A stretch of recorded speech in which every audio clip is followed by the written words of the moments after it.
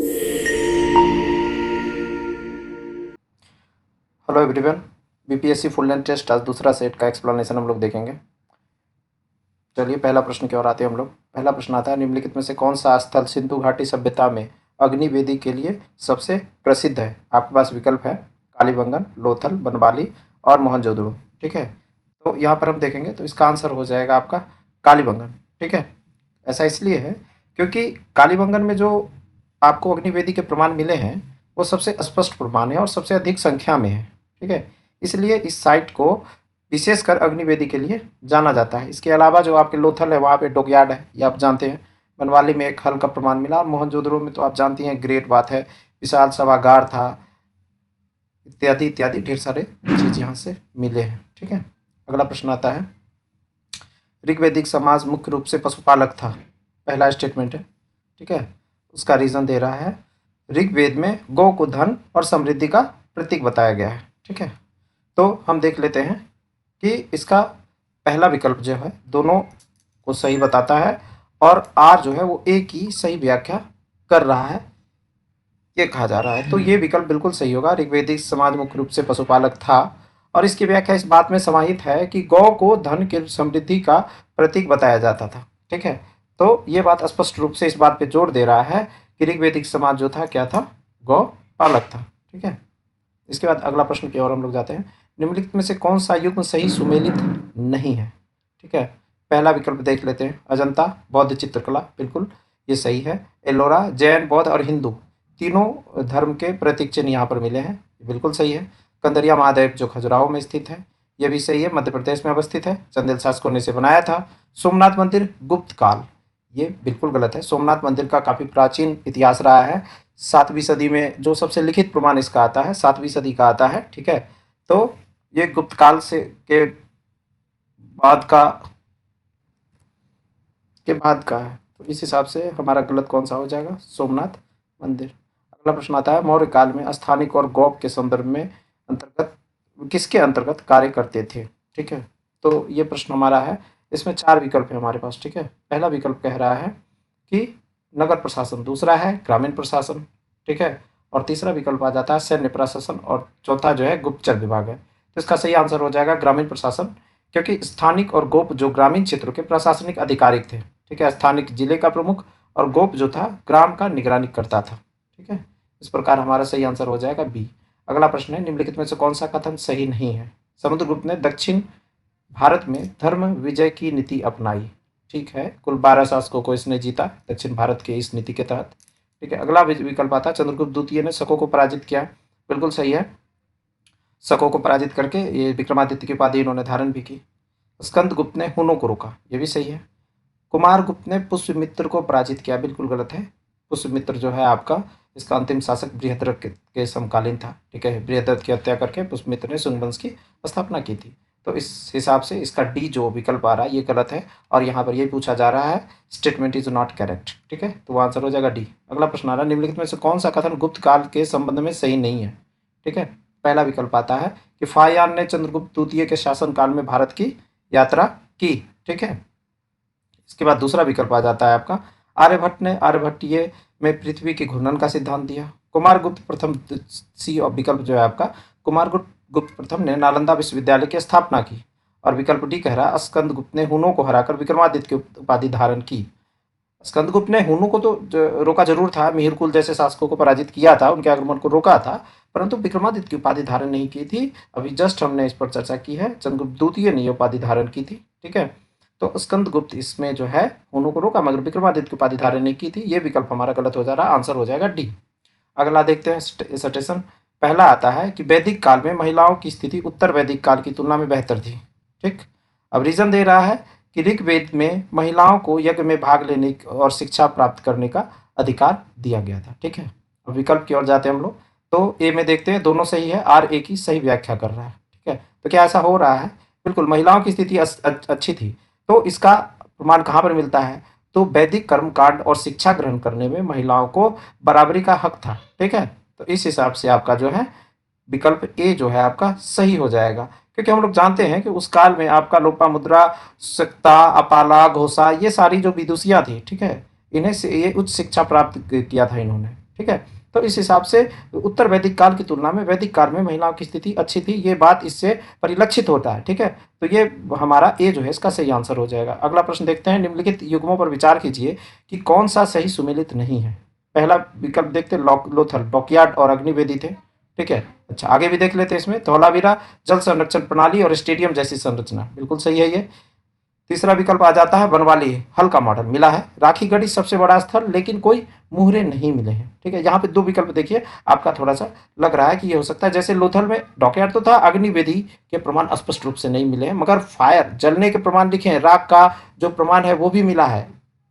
तो इस हिसाब से ये विकल्प सही हो जाता है। राखीगढ़ी भारत का सबसे बड़ा स्थल है, ये बिल्कुल सही है, परंतु मुहर नहीं मिले, ये गलत है। यहाँ पर मुहर भी मिले हैं, ढेर सारे प्रमाण हैं। ठीक है, तो ये जो है इसका गलत हो जाएगा, ये विकल्प जो है ये गलत हो जाएगा। ठीक है, इस हिसाब से इसका आंसर हो जाएगा ए, केवल 4।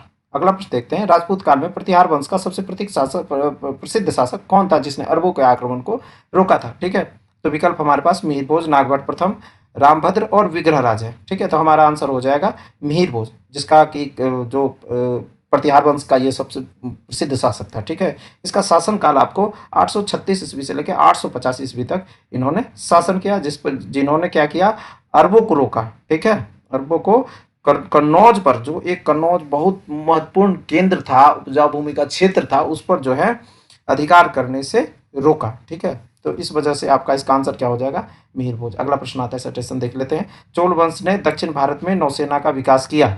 ठीक है, इसके बाद आ जाता है, राजेंद्र चोल प्रथम ने श्री विजय साम्राज्य पर समुद्री आक्रमण किया। ठीक है, तो इसको देख लेते हैं, दोनों सही है और आर ए की व्याख्या करता है। ठीक है, पहला विकल्प आता है, तो क्या सही होगा, ये बिल्कुल सही होगा। चोल की शक्तिशाली नौसेना से जो दक्षिण पूर्व एशिया का एक शासक था श्री विजय, उस पर आक्रमण किया और व्यापार मार्ग को नियंत्रित किया। ठीक है, इससे साफ पता चलता है कि नौसेना का काफी विकास किया चोल शासकों ने। चोल शासक से पहले और बाद के शासकों के पास इस स्तर का जो नौसेना सैन्य विकास काफी हुआ, मगर इस स्तर का नौसैन्य का प्रमाण नहीं मिला है। ठीक है, तो ये हम कह सकते हैं कि चोल वंश जो है नौसेना का विकास हुआ उसके शासनकाल में। और राजेंद्र चोल प्रथम जो था श्री विजय साम्राज्य पर समुद्री आक्रमण किया, जो दक्षिण पूर्व एशिया का एक शासक था। ठीक है, तो इस हिसाब से हमारा एक विकल्प जो है ए वो सही हो जाता है। अगला प्रश्न आ रहा है हमारा, विजयनगर साम्राज्य की स्थापना किसने की थी। इस प्रश्न का उत्तर आप लोगों को बहुत अच्छे से पता होगा, हरिहरबुक्का नामक शासक ने इसका किया था स्थापना 1336 ईस्वी में। ठीक है, ये सिद्धेश्वर टेम्पल है एक, तुंगभद्रा कृष्णा नदी के संगम पे। ठीक है, वहीं पर इन्होंने क्या किया, संगम वंश की स्थापना की थी, किसने, हरिहर और बुक्का ने 1336 ईस्वी में। तो यहाँ पे कोई विवाद है ही नहीं। अगला प्रश्न आता है, भक्ति आंदोलन में निर्गुण भक्ति के प्रमुख संत कौन है। ठीक है, पहला प्रश्न विकल्प है आपका कबीर और नानक, दूसरा विकल्प है रामानंद और चैतन्य, तीसरा विकल्प है तुलसीदास और सूरदास, और चौथा विकल्प है मीरा और अंडाल। ठीक है, तो इसका सही आंसर हो जाएगा कबीर और नानक। ठीक है, निर्गुण भक्ति में जो, अब देखिए निर्गुण सगुण मतलब दो जो चीज़ है उसको हम एक बार थोड़ा सा देख लेते हैं। निर्गुण भक्ति जो होता है वो ईश्वर के निराकार रूप को पूजता है।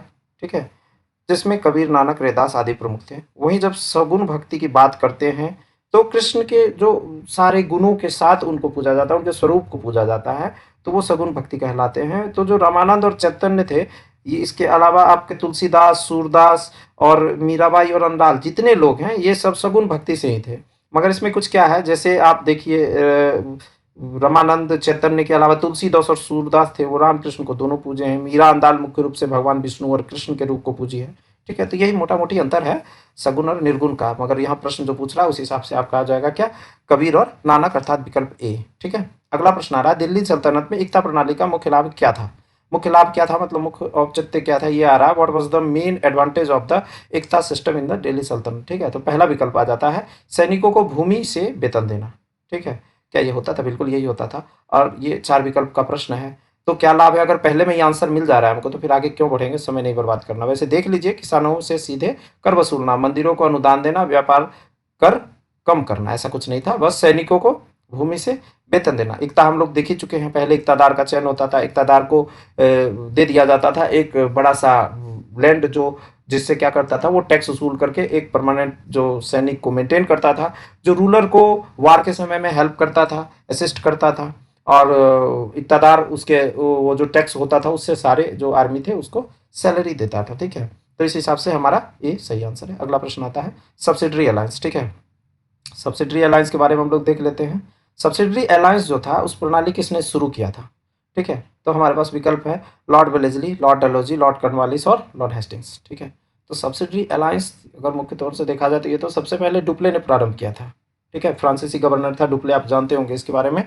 फ्रांसीसी गवर्नर डुप्ले ने किया था, मगर यहाँ विकल्प में हमारे पास डुप्ले है नहीं, ठीक है। हमारे पास है लॉर्ड वेलेस्ली, ठीक है। तो लॉर्ड वेलेस्ली ने इसका उपयोग किया, ठीक है। और इसके अंतर्गत उन्होंने सबसे पहले हैदराबाद को मिलाया, इसके बाद मैसूर, तंजौर, ये सारे स्टेट को वो मिलाया, ठीक है। तो इसका आंसर हो जाएगा आपका ए। अगला प्रश्न देखते हैं, निम्नलिखित कथनों पर विचार कीजिए किनमें त्रुटि नहीं है, ठीक है। तो डलहौजी ने डॉक्ट्रिन ऑफ लैप्स लागू किया, ये किया था उन्होंने। इसमें झांसी, नागपुर, अवध जैसे साम्राज्य को ब्रिटिश साम्राज्य में मिलाया गया था, परंतु अवध को नहीं मिलाया गया था, ठीक है। अवध का विलय 1856 में हुआ, ठीक है। तो यहाँ पर हम देखते हैं क्या सही है। तो देखिए यहाँ पर डॉक्ट्रिन ऑफ लैप्स लागू किया ये तो पूछा जा रहा है, मगर दूसरे स्टेटमेंट में इससे इसका कुछ लेना देना नहीं है। ये कहा जा रहा है कि इससे झांसी, नागपुर, ठीक है, अवध जैसे राज्य को ब्रिटिश साम्राज्य में मिलाया गया। यहाँ पे इंग्लिश भी देख लेते हैं, Jhansi, Nagpur and Awadh were annexed under it, ठीक है। ये स्टेटमेंट के हिसाब से स्टेटमेंट टू गलत हो रहा है, क्योंकि अवध जो हो रहा था आपका वो अव्यवस्था के कुशासन का आरोप लगा करके इसको एनेक्स किया गया था, ठीक है। तो डॉक्ट्रिन ऑफ लैप्स पूरी तरह से इस पर इम्प्लीमेंट नहीं होता है, ठीक है। तो इस हिसाब से इसका आंसर आपका 1 और 3 होना चाहिए, और विकल्प में है डी, ठीक है।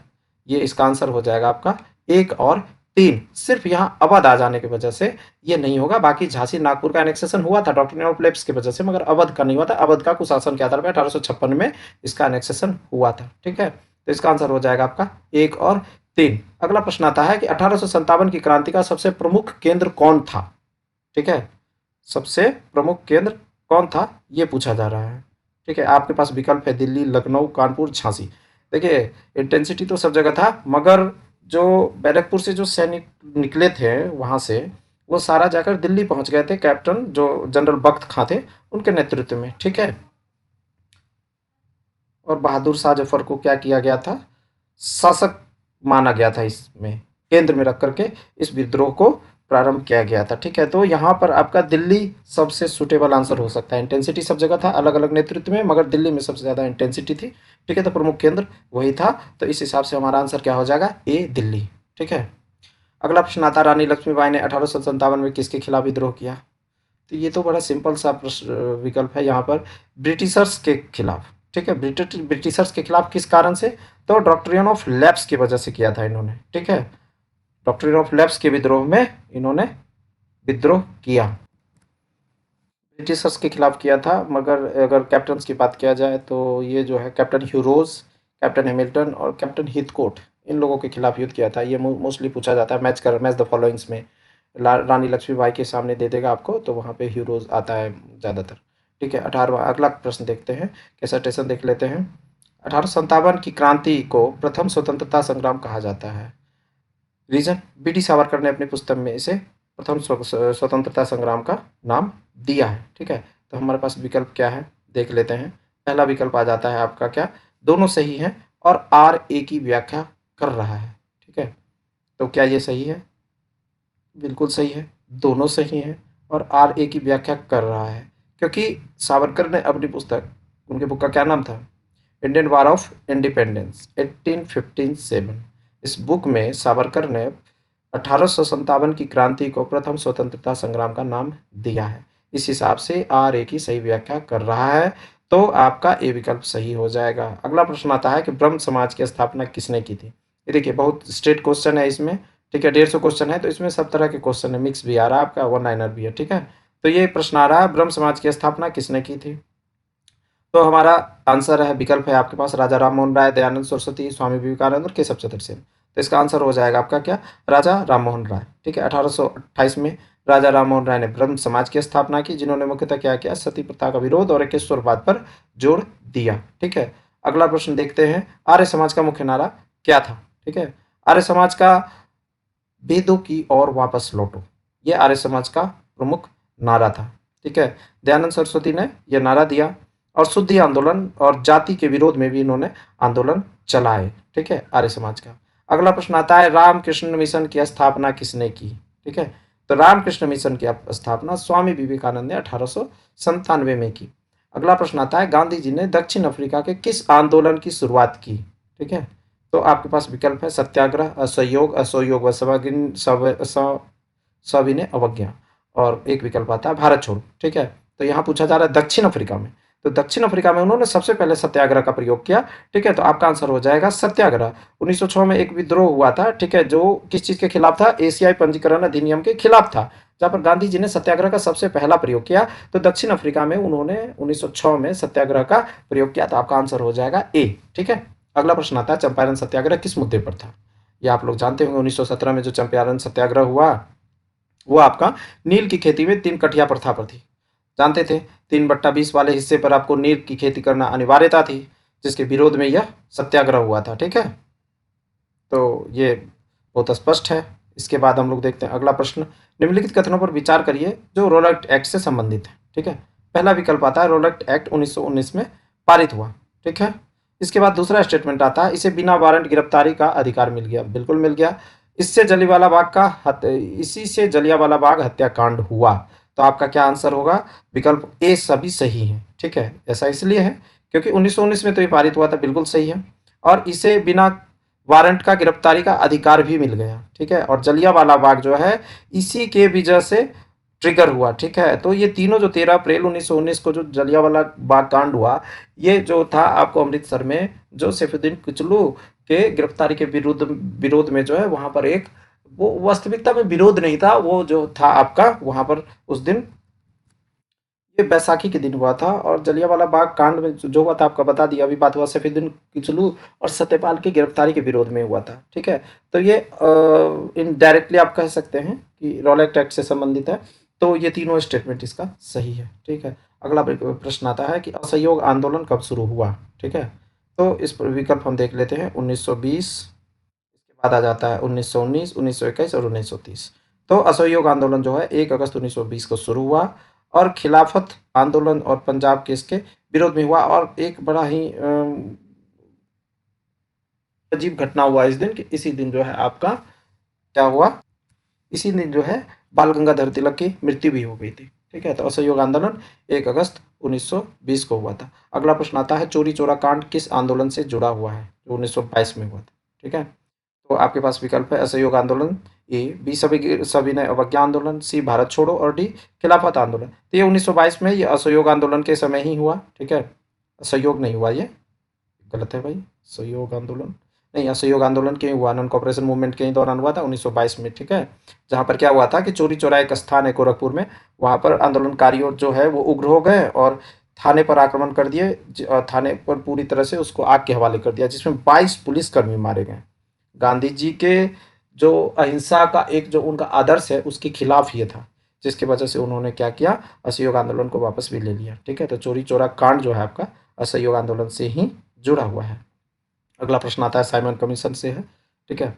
अगला प्रश्न देख लेते हैं हम लोग, साइमन कमीशन का विरोध क्यों हुआ, ठीक है। साइमन कमीशन का विरोध किस कारण हुआ। इसमें कोई भारतीय सदस्य नहीं था, इसमें केवल ब्रिटिश सदस्य थे, ए और बी दोनों, कोई नहीं। तो इसका आंसर हो जाएगा ए और बी दोनों।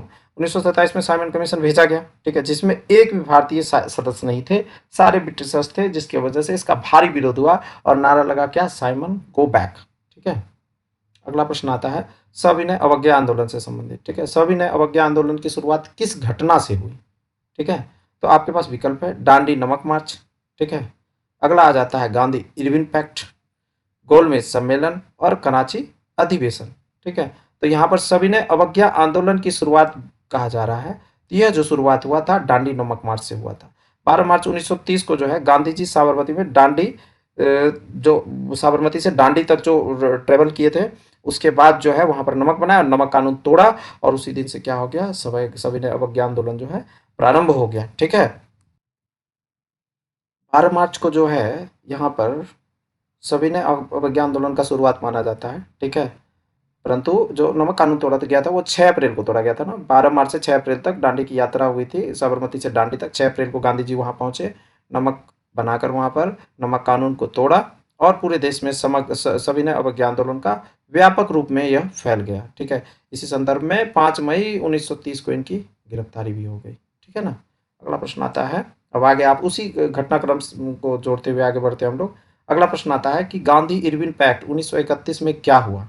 ठीक है, आपके पास विकल्प है, सवज्ञा आंदोलन स्थगित किया गया और राजनीतिक कैदियों को रिहा किया गया। पहला विकल्प है आपके पास। दूसरा विकल्प है क्या कि इसमें अलग निर्वाचक मंडल दिया गया, ऐसा तो कुछ बात भी नहीं था। पूर्ण स्वराज की घोषणा 1931 में हुई मगर 29 में ही हो गई थी ये। भारत छोड़ो का प्रस्ताव ये 42 की बात है। ठीक है, इस वजह से ये आंसर इसका ए हो जाएगा, सवज्ञा आंदोलन के स्थगित कर दिया गया और राजनीतिक कैदियों को रिहा कर दिया गया। ठीक है, अगला प्रश्न आता है, भारत छोड़ो प्रस्ताव जो है कब पारित किया गया था।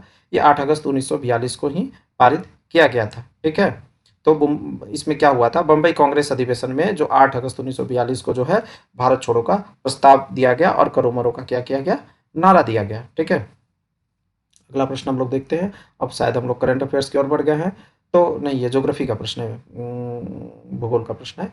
हम लोग देखते हैं 31वां प्रश्न है, उज्बेकिस्तान की सीमा अरब सागर स्थित तुर्कमेनिस्तान की सीमा कैस्पियन सागर से मिलती है। ठीक है, उज्बेकिस्तान की सीमा अरब सागर से जुड़ती है जबकि तुर्कमेनिस्तान की सीमा कैस्पियन सागर से मिलती है। पहला स्टेटमेंट है। दूसरा स्टेटमेंट कहता है, इथोपिया की सीमा केनिया, सोमालिया, इटरिया, जिबूती, युगांडा और दक्षिणी सूडान से जुड़ती है। ठीक है, तो यहाँ पर देखते हैं हम कि इसमें कथन पर विचार करना है और सही कौन सा कथन है ये चुनना है। ठीक है, तो यहाँ पर देखते हैं हम लोग, पहला स्टेटमेंट जो है आपका बिल्कुल सही है, उज्बेकिस्तान की सीमा जो है अरब सागर से लगती है। ठीक है, यहाँ हम लोग देखते हैं उज्बेकिस्तान की सीमा जो है अरल सागर से बिल्कुल लगती है। ठीक है, क्योंकि जो ये है अरल सी जो है वो कजाकिस्तान और उज्बेकिस्तान के बीच में है। ठीक है, ये दोनों देश के बीच में है। इसमें जो है आपका उत्तर से कजाकिस्तान और दक्षिण से उज्बेकिस्तान, मतलब नीचे से उज्बेकिस्तान है और ऊपर क्या है आपका कजाकिस्तान है। ठीक है, वहीं पे जब हम तुर्कमेनिस्तान की सीमा कैस्पियन सी से भी लगने वाली देशों को देख लेते हैं तो इसमें उत्तर पश्चिम से हम लोग स्टार्ट करते हैं। ठीक है, तो नॉर्थ वेस्ट से जो है रसिया लग जाता है। ठीक है, और नॉर्थ ईस्ट में जो है आपका कजाकिस्तान लग जाता है। इसके अलावा जो वेस्ट है, वेस्ट में आपका अजरबैजान है, साउथ में ईरान है। ठीक है, और साउथ ईस्ट में आपका तुर्कमेनिस्तान है। तो तुर्कमेनिस्तान आपको कैस्पियन सी में कहाँ से लगता है, साउथ ईस्ट डायरेक्शन से लगता है। ठीक है, तो पहला स्टेटमेंट आपका सही है। इथोपिया की सीमा केनिया, सोमालिया, इटरिया, जिबूती, युगांडा और दक्षिणी सूडान से मिलती है। इस हिसाब से ये जो है आपका दोनों स्टेटमेंट जो है आपका सही है और आंसर हो जाएगा आपका 1 मिनट। माफ करिएगा, इसमें विकल्प डी में एक तीसरा विकल्प अलग से आ रहा है मगर यहाँ पे दो ही स्टेटमेंट है आपके पास। ठीक है, इसका आंसर बी हो जाएगा 1 और 2। ठीक है, अगला प्रश्न आ रहा है कि सही युग्म चुने। ठीक है, तो माहे तमिलनाडु, करेकल केरल और यनम जो है आपका आंध्र प्रदेश, ये जो है आपका यूटी जो है आपका पुडुचेरी उससे रिलेटेड है। ठीक है, ये सारा टेरिटरी जो है उसी का है। अब उसका अवस्थिति जो है अलग अलग स्टेट में है। ठीक है, तो इसमें कौन सही है ये हम लोग देखेंगे। ठीक है, तो माहे जो हो वो तमिलनाडु में स्थित है। ठीक है, यनम जो है वो आंध्र प्रदेश में है, परंतु करिकल जो है वो पुडुचेरी क्षेत्र केरला में नहीं है। ठीक है, करिकल जो है वो केरला में नहीं, करिकल जो है आपका ये भी तमिलनाडु में ही पड़ता है। इस हिसाब से आपका विकल्प ए 1 और 3 आपका सही है। ठीक है, तो विकल्प 1 और 3 जो है आपका सी में है, इसका आंसर सी हो जाएगा। अगला प्रश्न आता है कि हिमालय के चौड़ाई पूर्व से पश्चिम की ओर घटती है। पूर्व मतलब असम हिमालय जो है उससे जब हम लोग मुख्य हिमालय इधर पश्चिम कश्मीर हिमालय या जिसको हम लोग पंजाब हिमालय कहते हैं उस ओर बढ़ेंगे तो क्या कहा जा रहा है यहाँ पे, चौड़ाई उसकी घट जाती है। ठीक है, पहला स्टेटमेंट है। दूसरा है महान हिमालय का क्रोड जो है बेसाल्ट से बना हुआ है। ठीक है, तो यहाँ पे असत्य कथन को चुनना है हमको। यहाँ पहला स्टेटमेंट जो है ये आपका ये गलत है। इसकी चौड़ाई जो है पूरब से पश्चिम की ओर बढ़ती है। इसकी चौड़ाई जो है ना पूरब से पश्चिम की ओर बढ़ती है क्योंकि पूरब में जो है आपका वो अरुणाचल प्रदेश वाला हिस्सा, वहाँ जो है औसत जो चौड़ाई है वो 150 किलोमीटर के आसपास ही है। और जिस तरह से आप जब पंजाब कश्मीर के आसपास जाएंगे तो वहाँ 400 किलोमीटर का क्षेत्र लगभग आ जाता है। ऐसा मुख्य कारण जो ये इंडो ऑस्ट्रेलियन प्लेट है ना, जो यूरेशियन प्लेट से टकराया है, तो वहाँ पर कंप्रेशन फोर्स सबसे ज़्यादा है। इस वजह से उस क्षेत्र में जो है आपका चौड़ाई कम है और विवर्तनिकी रूप से काफ़ी अस्थिर है। भूकंप आने की ज़्यादा संभावना रहती है इन क्षेत्रों में। तो इस वजह से जो आप ये पहला स्टेटमेंट है आपका ये गलत है, ठीक है। और दूसरा स्टेटमेंट भी यहाँ गलत हो जाता है, क्योंकि महान हिमालय जो है, ग्रेट हिमालय का क्रोड जो है बेसाल्ट से नहीं बना है, बाकी ग्रेनाइट से बना है, ढेर सारे अलग तत्वों मिनरल से बना है, परंतु बेसाल्ट से नहीं बना है। इस वजह से आपका स्टेटमेंट है वो स्टेटमेंट दोनों गलत होता है और इसका आंसर हो जाएगा ना तो एक और ना ही दो, ठीक है। अगला प्रश्न आता है हमारा, निम्न हिमालय तथा शिवालिक के बीच स्थित लंबत घाटी को दून के नाम से जाना जाता है। लंबत घाटी, ठीक है, इसको दून के नाम से जाना जाता है, सही बात है। देहरादून ये सब इसी में अवस्थित है। अगला है, शिवालिक श्रृंखला की चौड़ाई 10 से 50 किलोमीटर तथा ऊंचाई 3700 से 4500 मीटर के बीच है, ठीक है। तो यहाँ पर ये जो ऊंचाई का जो ये स्टेटमेंट 3700 से 4500 इतना नहीं है। शिवालिक जो है उसका औसत ऊंचाई 900 से 1200 मीटर है। ये आपको एग्जैक्टली ये जो आपको 900 से 1200 मीटर का जो डाटा है ये आपको एनसीईआरटी का डाटा है, ठीक है। इस वजह से स्टेटमेंट दो गलत हो जाएगा, एक सही होगा। इसका आंसर हो जाएगा आपका केवल एक। अगला प्रश्न आता है, निम्नलिखित कथनों पर विचार करें। भारत में मैग्नीज का सबसे बड़ा उत्पादक राज्य मध्य प्रदेश है, ठीक है। दूसरा स्टेटमेंट आता है कि बेल्लारी, चित्रदुर्ग, चिकमंगलूर और तुमकुर पेटी जो है मैग्नीज की बृहद पेटी है, ठीक है। इसके बाद जो अगला स्टेटमेंट आ जाता है आपका, वो आता है कि प्रतिशत के आधार पर उड़ीसा मैग्नीज उत्पादन राज्यों में प्रथम है। उपयुक्त में से कितने कथन सत्य है? केवल एक, केवल दो, सभी तीन, उपरोक्त में से कोई नहीं, ठीक है। तो इसमें से केवल दो कथन सत्य है। देखिए ये जो पैटर्न है ये यूपीएससी का पैटर्न है। इस तरह से जो है केवल एक, केवल दो करके पूछने से जो प्रश्न होता है वो कठिन हो जाता है। यहाँ पे एलिमिनेशन भी आपका काम नहीं करता, ठीक है। तो यहाँ पर केवल दो स्टेटमेंट सत्य है। वो दो स्टेटमेंट कौन है? मध्य प्रदेश मैग्नीज का सबसे बड़ा उत्पादक है, ठीक है, ये बिल्कुल सही है। और बेल्लारी, चित्रदुर्ग, चिकमंगलूर और तुमकुर पेटी जो ये आपको कर्नाटक में पड़ता है, ये जो है आपका मैग्नीज का पेटी है, ठीक है। परंतु जो प्रतिशत के आधार पर है यह प्रथम नहीं है, ठीक है। ये जो विकल्प है आपका गलत हो जाता है। इस हिसाब से एक दो इसका सही आंसर है, तो केवल दो बी। अगला प्रश्न आ रहा है, संयुक्त राष्ट्र के अनुसार अटलांटिक महासागर की सबसे बड़ी खाड़ी कौन सी है, ठीक है। सबसे बड़ी खाड़ी पूछा जा रहा है, तो इसमें आपकी मैक्सिको की खाड़ी, बंगाल की खाड़ी, हडसन की खाड़ी। बंगाल की खाड़ी तो खैर अटलांटिक महासागर में है ही नहीं। हडसन की खाड़ी और गल्फ ऑफ एड्रियाटिक है।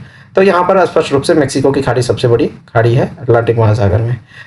सहारा रेगिस्तान की सबसे उत्तरी सीमा किस देश से लगती है? उत्तरी पूछा जा रहा है, ठीक है। तो उत्तरी सीमा की बात किया जाए तो सहारा रेगिस्तान का जो सबसे उत्तरी सीमा जो है वो आपको मोरक्को जाता है, ठीक है। इसका विस्तार हुआ है, एग्जैक्टली ये सीमा की बात नहीं है। उत्तरी विस्तार सबसे ज्यादा जो जाता है लास्ट ये मोरक्को जाता है, मोरक्को में, ठीक है। अफ्रीकी राष्ट्र है मोरक्को।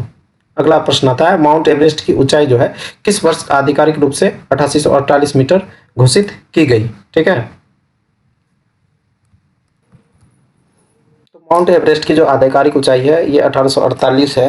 वर्तमान में ये नहीं है, ठीक है, इसमें वृद्धि हुई है। तो ये जो है ये भारत और नेपाल के संयुक्त प्रयास से जो है आपका एक सर्वे हुआ था जो आपका 1954 में हुआ था, ठीक है, जिसमें 8848 मीटर कहा गया था। मगर वर्तमान स्थिति ये है कि इसमें 86 सेंटीमीटर की वृद्धि हुई है। और ये जो नया डाटा आया है आपका 2020 दिसंबर 2020 में आया है, ठीक है। और इस बार जो सर्वे किया है वो चीन और नेपाल की टीम ने किया है, ठीक है। तो इसमें ये इंपॉर्टेंट हो सकता है कि आधिकारिक वर्ष पूछते कि 8848.86 मीटर जो हुआ है इसका आधिकारिक वर्ष कौन सा है, तो आधिकारिक वर्ष उसका 2020 है, ठीक है। अगला प्रश्न आ रहा है कि जूलियन एल्स किस महाद्वीप में स्थित है, ठीक है। तो जूलियन एल्स जो है अंटार्कटिका का समुद्री क्षेत्रों के निकट जो एक पहाड़ का हिस्सा है, ठीक है। ये कहाँ पर अवस्थित है? अंटार्कटिका में, अंटार्कटिका में, ठीक है। तो इसका हमारा आंसर हो जाएगा विकल्प D. Central African rain forest किस नदी बेसिन में फैला हुआ है?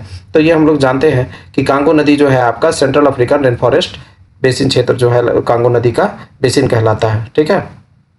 अगला प्रश्न आता है, निम्नलिखित में से कौन सा मेडुला ऑब्लिगेंटा का कार्य है? विज्ञान का प्रश्न आ गया है, ठीक है। तो हम लोग इसको देखेंगे तो मेडुला ऑब्लिगेंटा का काम कौन कौन सा है, ठीक है। तो ये है आपका पहला स्टेटमेंट आ रहा है आपका स्मृति का नियंत्रण। क्या ये सही है? स्मरण शक्ति का नियंत्रण, पहला स्टेटमेंट ऐसा तो नहीं है।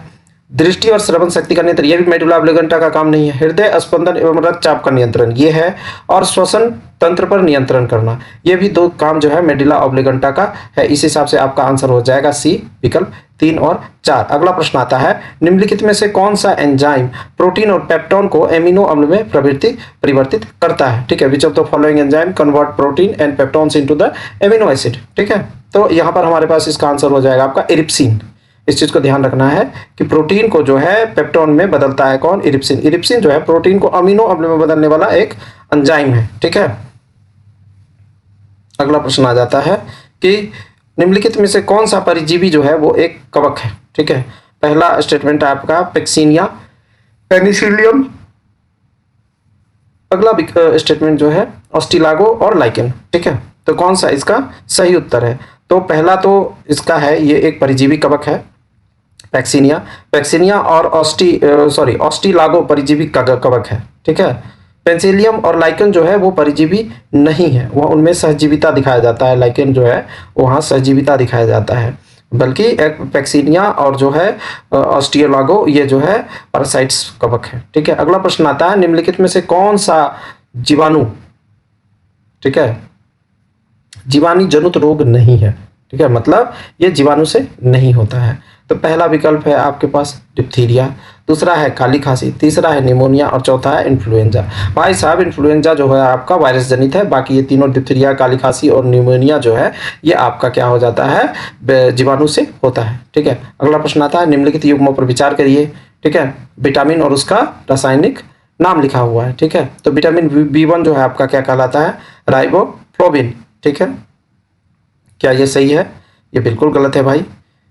विटामिन B1 जो है आपका राइबोफ्लोविन नहीं है। ठीक है, विटामिन B1 आपका राइबोफ्लोविन नहीं होता है। विटामिन B1 आपका थायमिन हो जाता है। विटामिन B5 पेंटोथेनिक एसिड है। विटामिन B6 पायरोडॉक्सिन है।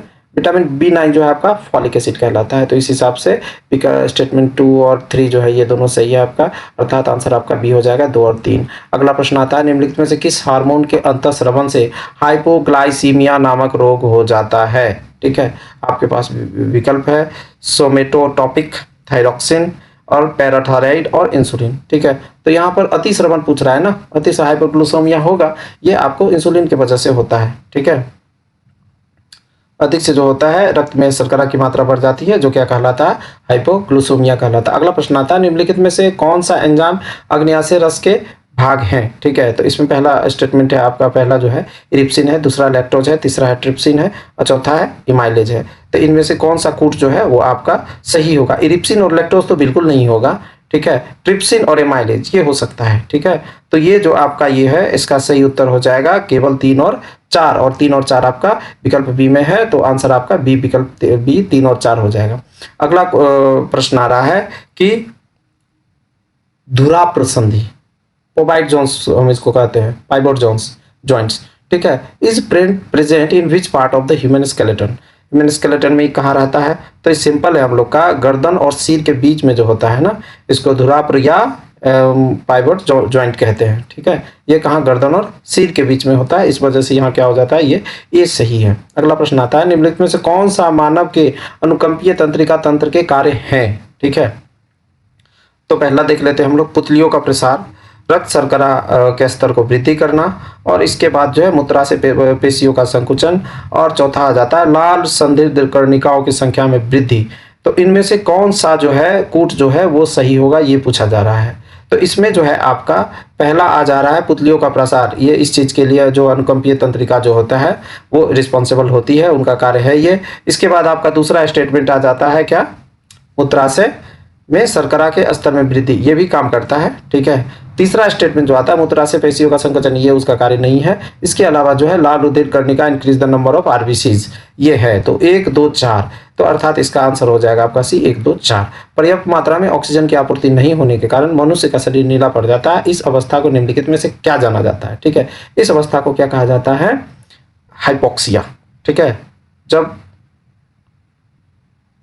जस्ट मिनट, हाइपोक्सिया नहीं होगा, ये हाइपोक्सिया विकल्प में है मगर हाइपोक्सिया ये होगा नहीं। ठीक है, इसको हम इसका सही आंसर हो जाएगा साइनोसिस। ठीक है, ऑक्सीजन की आपूर्ति नहीं होने के कारण मनुष्य का शरीर जो नीला पड़ जाता है उस अवस्था को साइनोसिस कहते हैं।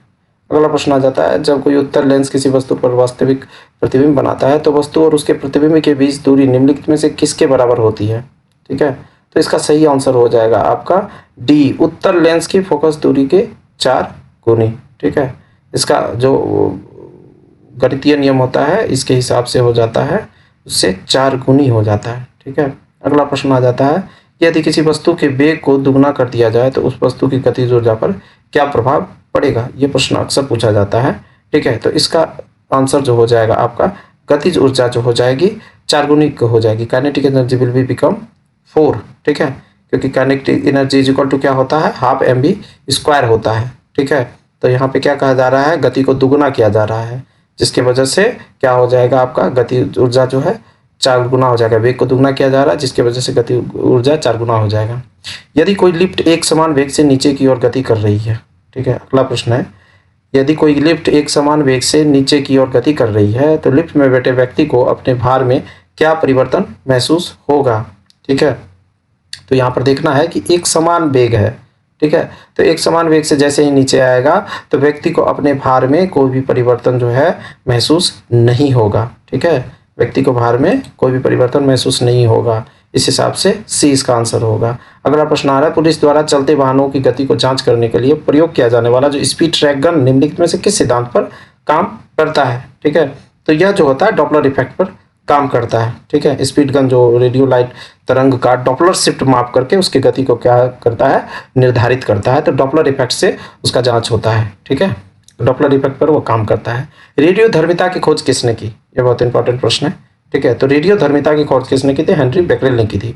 1896 में जो है यूरेनियम उत्सर्जन को खोजा था हेनरी बेकरेल। ठीक है, अगला प्रश्न आ जाता है कि चुनाव के समय मतदाताओं की उंगली पर लगाया जाने वाला जो होता है वो जो पदार्थ है वो एक यौगिक होता है, वो क्या होता है? ठीक है, तो वो जो होता है आप देखे होंगे जब वोट देते होंगे तो एक ब्लैक कलर का आपको स्याही जो है उंगली में लगाया जाता है, वो क्या होता है? सिल्वर नाइट्रेट होता है। ठीक है, इसके बाद देखिए सिल्वर ब्रोमाइड, सिल्वर आयोडाइड, ये सारी सब इंपॉर्टेंट है। एक जो है आपको वर्षा के कृत्रिम वर्षा में यूज किया जाता है, एक फोटोक्रोमिक प्लेट पे यूज किया जाता है। ठीक है, तो ये सारा इंपॉर्टेंट है। सिर्फ यहाँ ध्यान रखिए कि जो उंगली में स्याही लगाया जाता है वो क्या होता है? सिल्वर नाइट्रेट होता है। अगला प्रश्न आता है कि नीचे दिए गए कथन दिए गए जिनमें से एक अभिकथन और दूसरा कारण है, तो देखना है कि कौन सा अभिकथन स्टेटमेंट इसको सही करता है। ठीक है, तो कछुए के अंडे 30 डिग्री सेल्सियस के ऊपर मादा और 25 डिग्री सेल्सियस के ऊपर नीचे नर के रूप में विकसित होता है। सरीसृपों में लिंग का जो निर्धारण ताप से होता है, तो इसमें क्या होगा ये बताना है। तो पहला स्टेटमेंट है ए सही है किंतु आर गलत है। देखिए स्टेटमेंट तो दोनों आपका सही है। ठीक है, तो हम सी डी पे चले जाएंगे। ए आर दोनों सही है, आर ए की सही व्याख्या करता है, एक ये हो जाएगा आपका। ठीक है, और एक हो जाएगा ए आर दोनों से किंतु आर ए की सही व्याख्या नहीं करता है। ऐसा नहीं है, आर ए की बिल्कुल सही व्याख्या करता है। ठीक है, लिंग का निर्धारण जो होता है तापमान परिवर्तन पर होता है सरीसृपों में, इसी वजह से 30 डिग्री के ऊपर जो होता है मादा और 25 डिग्री से नीचे जो होता है तो नर विकसित होने लगते हैं। ठीक है, तो इसलिए जब ग्लोबल वार्मिंग होगा तो सबसे ज़्यादा सबसे पहले जो होगा ये काफ़ी अफेक्टेड होगा इससे। ठीक है, तो आपका इसका आंसर हो जाएगा सी, नारियल का रेशा युक्त छिलका निम्नलिखित में से किस उत्तक से निर्मित होता है? ठीक है, ये अभी हाल ही के किसी परीक्षा में ये पूछा गया ये प्रश्न। ठीक है, तो इसका हम लोग विकल्प देखते हैं।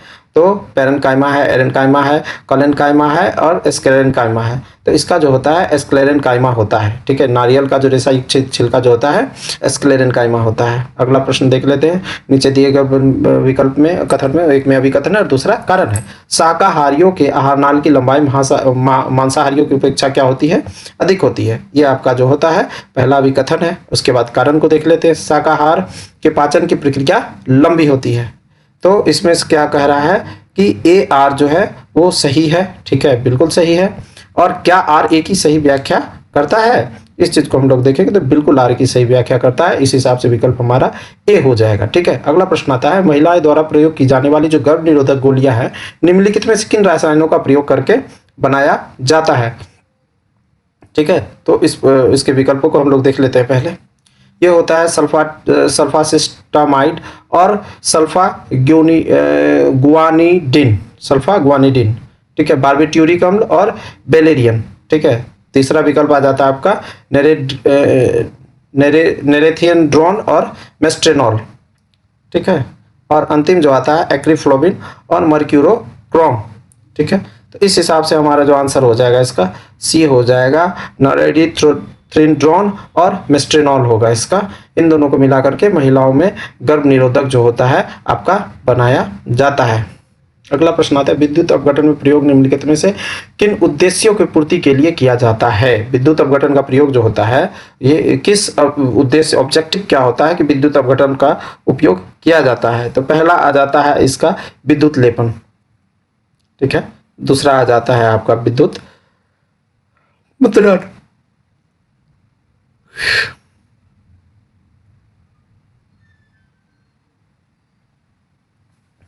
My God. तो इसमें जो है चारों विकल्प आपके सही होंगे। विद्युत लेपन जो होता है इसमें एक धातु पर दूसरी धातु का क्या किया जाता है, परत चढ़ाया जाता है, एनोड और कैथोड को ई करके। विद्युत मुद्रण जो है छपाई के लिए सांचे में तैयार किया जाता है। और रासायनिक यौगिकों का निर्माण जैसे सोडियम हाइड्रोक्साइड और क्लोरीन गैस, इन सभी का निर्माण जो होता है आपका विद्युत अपघटन से ही होता है। और एक चौथा जो स्टेटमेंट जिस पे शक हो रहा था वो तुल्यकालिक भार जो होता है वो फैराडे का नियम का उपयोग करके जो तत्वों का भार होता है वो ज्ञात किया जाता है। तो इस हिसाब से इसका चारों जो आंसर है बिल्कुल सही है और डी इसका आंसर हो जाएगा, ठीक है। समुद्र से बाहर सतह की ओर आने वाले गोताखोरों के रक्त में निम्नलिखित में से किस गैस के बुलबुले बन जाते हैं, ठीक है। अगला प्रश्न आता है कि जो गोताखोर होते हैं वो जब बाहर आते हैं तो उसके रक्त में जो होता है किस गैस का बुलबुला बन जाता है, ठीक है। अगला प्रश्न है, समुद्र से बाहर सतह की ओर आने पर गोताखोरों के रक्त में निम्नलिखित में से किस गैस के बुलबुले बन जाते हैं। तो इसका आंसर हो जाएगा आपका नाइट्रोजन, ठीक है। हीलियम जो है जो ऑक्सीजन सिलेंडर उसमें यूज किया जाता है उसको तनुकृत करने के लिए। मगर जो यहाँ पूछ रहा है गोताखोर के रक्त में जब सतह पर आते हैं, समुद्र में जब बहुत गहराई से तेजी से जब सतह की ओर गोताखोर आता है तो उस समय उसके ब्लड में जो होता है नाइट्रोजन के बुलबुले बन जाते हैं, जिसे जो होता है बेंड्स या डिकम्प्रेशन सिकनेस आ जाता है, ठीक है। जिसमें क्या होता है कि जोड़ों में दर्द होने लगता है, जी मचलाने लगता है, चक्कर आने लगते हैं या शून्य भी पड़ सकता है, ठीक है। तो ये एक समस्या के रूप में है, तो इसका आंसर हो जाएगा नाइट्रोजन। यहाँ पे देख लीजिए प्रश्न का क्या है कि गोताखोर जब गहराई से सतह की ओर आने लगते हैं तो उसके रक्त में जो है नाइट्रोजन गैस के बुलबुले बन जाते हैं। अगला प्रश्न आता है, इसमें मैच द फॉलोइंग है, ठीक है। जिंक सल्फाइड, इसका उपयोग जो होता है चूहों के विष बनाने के लिए किया जाता है। सिल्वर आयोडाइड की अगर बात करें तो इसका उपयोग कृत्रिम वर्षा के रूप में किया जाता है, ठीक है, जिससे क्लाउड सीडिंग वगैरह होता है सिल्वर आयोडाइड, ठीक है। अगला आता है सिल्वर ब्रोमाइड, फोटोग्राफी प्लेट के रूप में किया जाता है। ये प्रकाश के प्रति बहुत संवेदनशील होता है, ब्लैक एंड व्हाइट फोटोग्राफी में इसका यूज होता है। अगला है नाइट्रस ऑक्साइड, तो हास्य गैस के रूप में इसका यूज किया जाता है। तो डी का 4 और सी का 3, ये तो 2 स्टेटमेंट में है, परंतु अब हम लोग देख ले जिंक सल्फाइड ए का 2 हो जाएगा, तो ए का 2 ऐसा बी होगा, तो बी इसका आंसर है, ठीक है। अगला विकल्प प्रश्न आता है कि कांच का लाल रंग जो है वो किसके वजह से होता है, ठीक है। तो कांच का लाल रंग जो होता है ना वो यहाँ पर अगर देखें तो यहाँ पर क्यूप्रस लवण की वजह से होगा, ठीक है। कांच का लाल रंग जो होता है क्यूप्रस लवण की वजह से होता है। वहीं एक विकल्प आपका फेरस ऑक्साइड है, तो ये जो है कांच को हरे रंग देने का काम करता है। वहीं कोबाल्ट ऑक्साइड की बात करें तो ये गहरा नीला रंग देता है, ठीक है। और कैडमियम सल्फाइड जो होता है ये चटक पीले रंग देते हैं, ठीक है। तो ये आप मेंशन कर लीजिएगा, कैडमियम सल्फाइड जो है चटक पीला, क्यूप्रस लवण जो है लाल रंग देता है, फेरस ऑक्साइड हरा और कोबाल्ट ऑक्साइड जो है गहरा नीला रंग देता है। अगला प्रश्न आता है, निम्नलिखित में से किस पौधे का प्रयोग बायोडीजल के निर्माण में किया जाता है, ठीक है। तो एक जो आपका जेट्रोफा है, ठीक है, इसके बीच में उच्च गुणवत्ता वाले तेल निकलते हैं, ठीक है। जेट्रोफा इसका काफ़ी यूज़ किया जा रहा है। इंडियन रेलवे एक बार ट्रायल किया था इसका, पर सक्सेस नहीं रहा। कैनोला कहते हैं इसको। अगला आ जाता है आपका कैनोला, जेट्रोफा। और अगला आता है सॉलिकॉर्निया, ठीक है। सॉलिकॉर्निया ये खारे पानी में उगने वाला पौधा होता है, जिससे इसका उपयोग तो काफ़ी ये होता है, इसका सेफ में यूज़ होता है। ये फ्लाइट फ्यूल होता है, उसमें यूज़ किया जाता है सॉलिकॉर्निया का, ठीक है। तो इस हिसाब से हमारा आंसर हो जाएगा 1, 2, 3, 65 का डी। अगला प्रश्न आता है कि कृत्रिम हीरा के रूप में जाने वाला जो कार्बोरेंडम होता है वो किसका यौगिक होता है। तो ये जो होता है ना सिलिकॉन का यौगिक होता है। ये हीरे के बाद जो है इस दुनिया का सबसे कठोर पदार्थ माना जाता है, ठीक है। ये क्या होता है, सिलिकॉन का यौगिक होता है। इसको रासायनिक रूप से सिलिकॉन कार्बाइड भी कहा जाता है। रक्त प्रवाह रोकने के लिए निम्नलिखित में से किसका प्रयोग किया जाता है। तो ये पोटासिलम होता है। पोटासिलम हम लोग जानते हैं फिटकरी, जिसका कि ऐसे घरेलू नाम जो होता है क्या, फिटकरी है। इसका उपयोग जो है क्या किया जाता है, रक्त प्रवाह रोकने के लिए किया जाता है। ठीक है, अगला प्रश्न आ जाता है आपका ऑटोमोबाइल ईंधन से संबंधित है। ऑटोमोबाइल ईंधनों में निम्नलिखित में से किसका प्रयोग प्रति माह एजेंट के रूप में किया जाता है। ठीक है, एंटी फ्रीजिंग एजेंट मतलब क्या, जो ऊंचे क्षेत्र होते हैं जहाँ काफ़ी ठंड पड़ती है, जो जैसे रसिया का कुछ क्षेत्र है वहाँ काफ़ी ठंड पड़ता है, तो वहाँ पर जो है पेट्रोल जमे ना, उसको बचाने के लिए क्या किया जाता है, तो यूज किया जाता है। आपको किसका यूज किया जाता है, एथिलीन ग्लाइकोल का। ठीक है, एथिलीन ग्लाइकोल जो होता है वो ऑटोमोबाइल कूलेंट से जोड़कर ठंड में ये जो जमता है ना, एंटी फ्रीजिंग एजेंट है, वो पेट्रोल को जमने से क्या होता है, रोक देता है। और उसमें हम लोग एथिलीन ग्लाइकोल मिला देते हैं पेट्रोल में। ठीक है, अगला प्रश्न आ जाता है कि किसी परमाणु नाभिक से एक बीटा कण के निकलने का परिणाम क्या होगा। ठीक है, तो इसका पहला स्टेटमेंट होता है परमाणु का द्रव्यमान और परमाणु संख्या अपरिवर्तित रहेगी। और दूसरा स्टेटमेंट आ रहा है परमाणु का द्रव्यमान अपरिवर्तित रहेगा, परमाणु संख्या में 1 की वृद्धि होगी। इसी हिसाब से अगला आ जाता है परमाणु का द्रव्यमान में 2 इकाई की कमी होगी और परमाणु संख्या अपरिवर्तित रहेगा। और चौथा विकल्प जो है परमाणु द्रव्यमान अपरिवर्तित, परमाणु संख्या में वृद्धि होगी। द्रव्यमान तो अपरिवर्तित रहता है मगर परमाणु संख्या में सिर्फ 1 की वृद्धि होती है। और ऐसा विकल्प किसमें हमारा बी, तो 69 का क्या आंसर हो जाएगा, बी। ठीक है, अगला प्रश्न आ रहा है कि मैच द फॉलोइंग। ठीक है, सही मिलान करें। तो कार्बोहाइड्रेट ऊर्जा प्रदान करने वाला भोजन बिल्कुल होता है।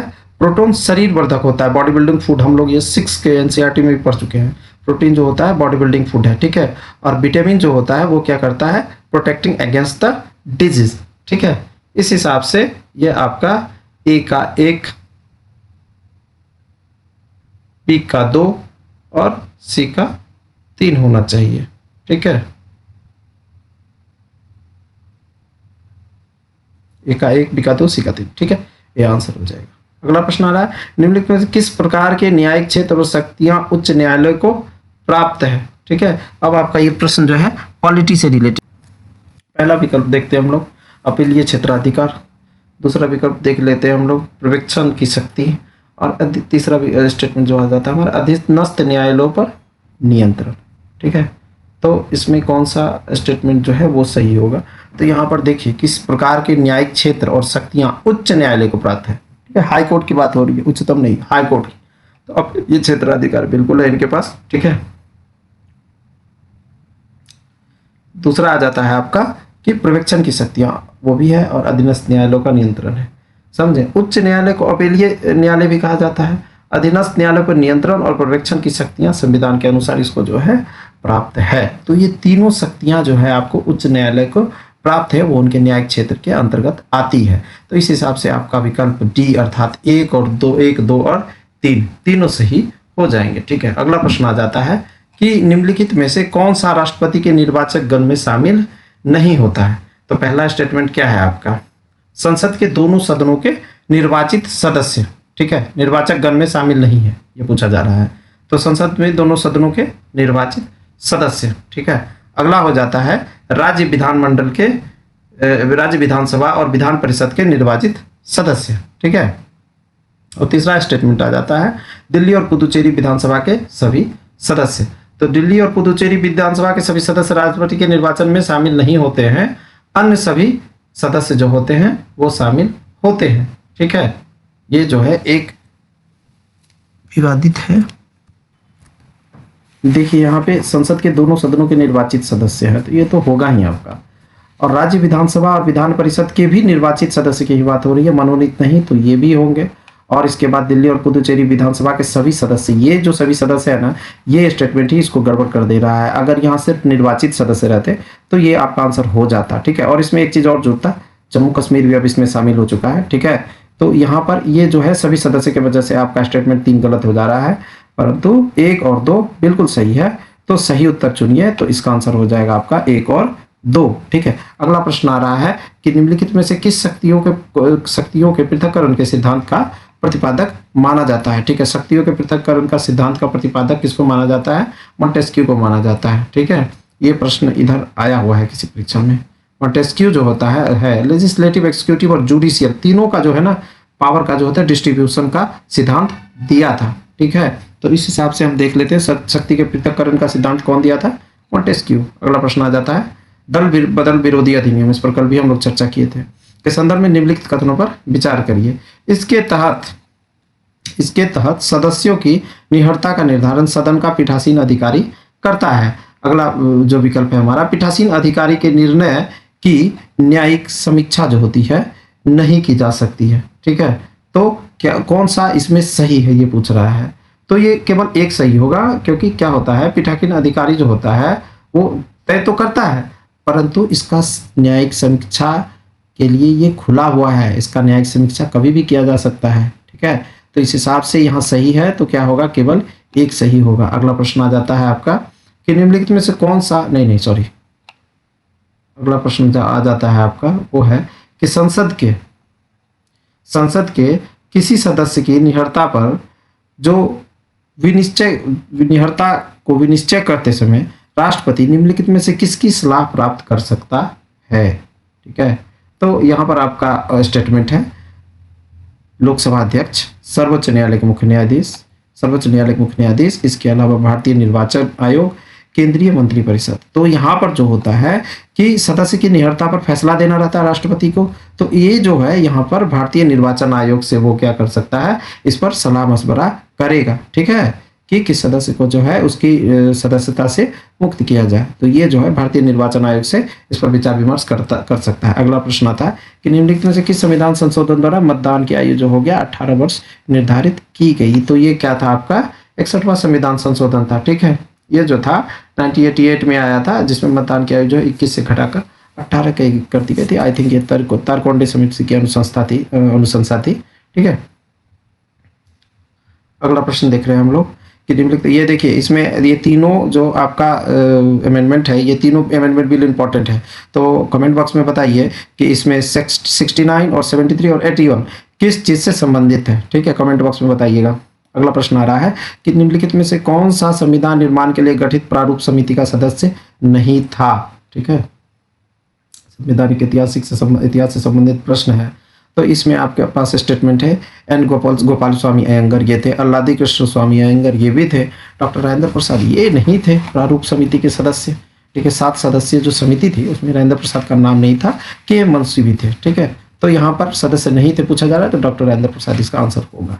निम्नलिखित में से किस आधार पर सर्वोच्च न्यायालय के न्यायाधीशों को पद से हटाया जा सकता है। ठीक है, अगला प्रश्न आता है इसका, तो यहाँ पर देखते हैं हम, संविधान के अतिक्रमण के आधार पर। ठीक है, दुर्व्यवहार या सिद्ध कदाचार और दायित्व निर्वहन में असमर्थता और उपयुक्त में से कोई नहीं। तो यहाँ पर देखा जाए तो सर्वोच्च न्यायालय के न्यायाधीशों को पद से हटाए जाने की बात है, ये भी एक प्रकार का महाभियोग है। तो इसमें देखिए संविधान का अतिक्रमण, यह तो राष्ट्रपति को उसके पद से हटाए जाने का अधिकार है, अनुच्छेद 61 में इसका वर्णन है। दुर्व्यवहार या सिद्ध प्रूव एंड मिसबिहेवियर, इस आधार पे जो है सर्वोच्च न्यायालय के मुख्य न्यायाधीश को पद से हटाया जा सकता है। ठीक है, और असमर्थता, दायित्व के निर्वहन में असमर्थता, ये भी एक आधार है।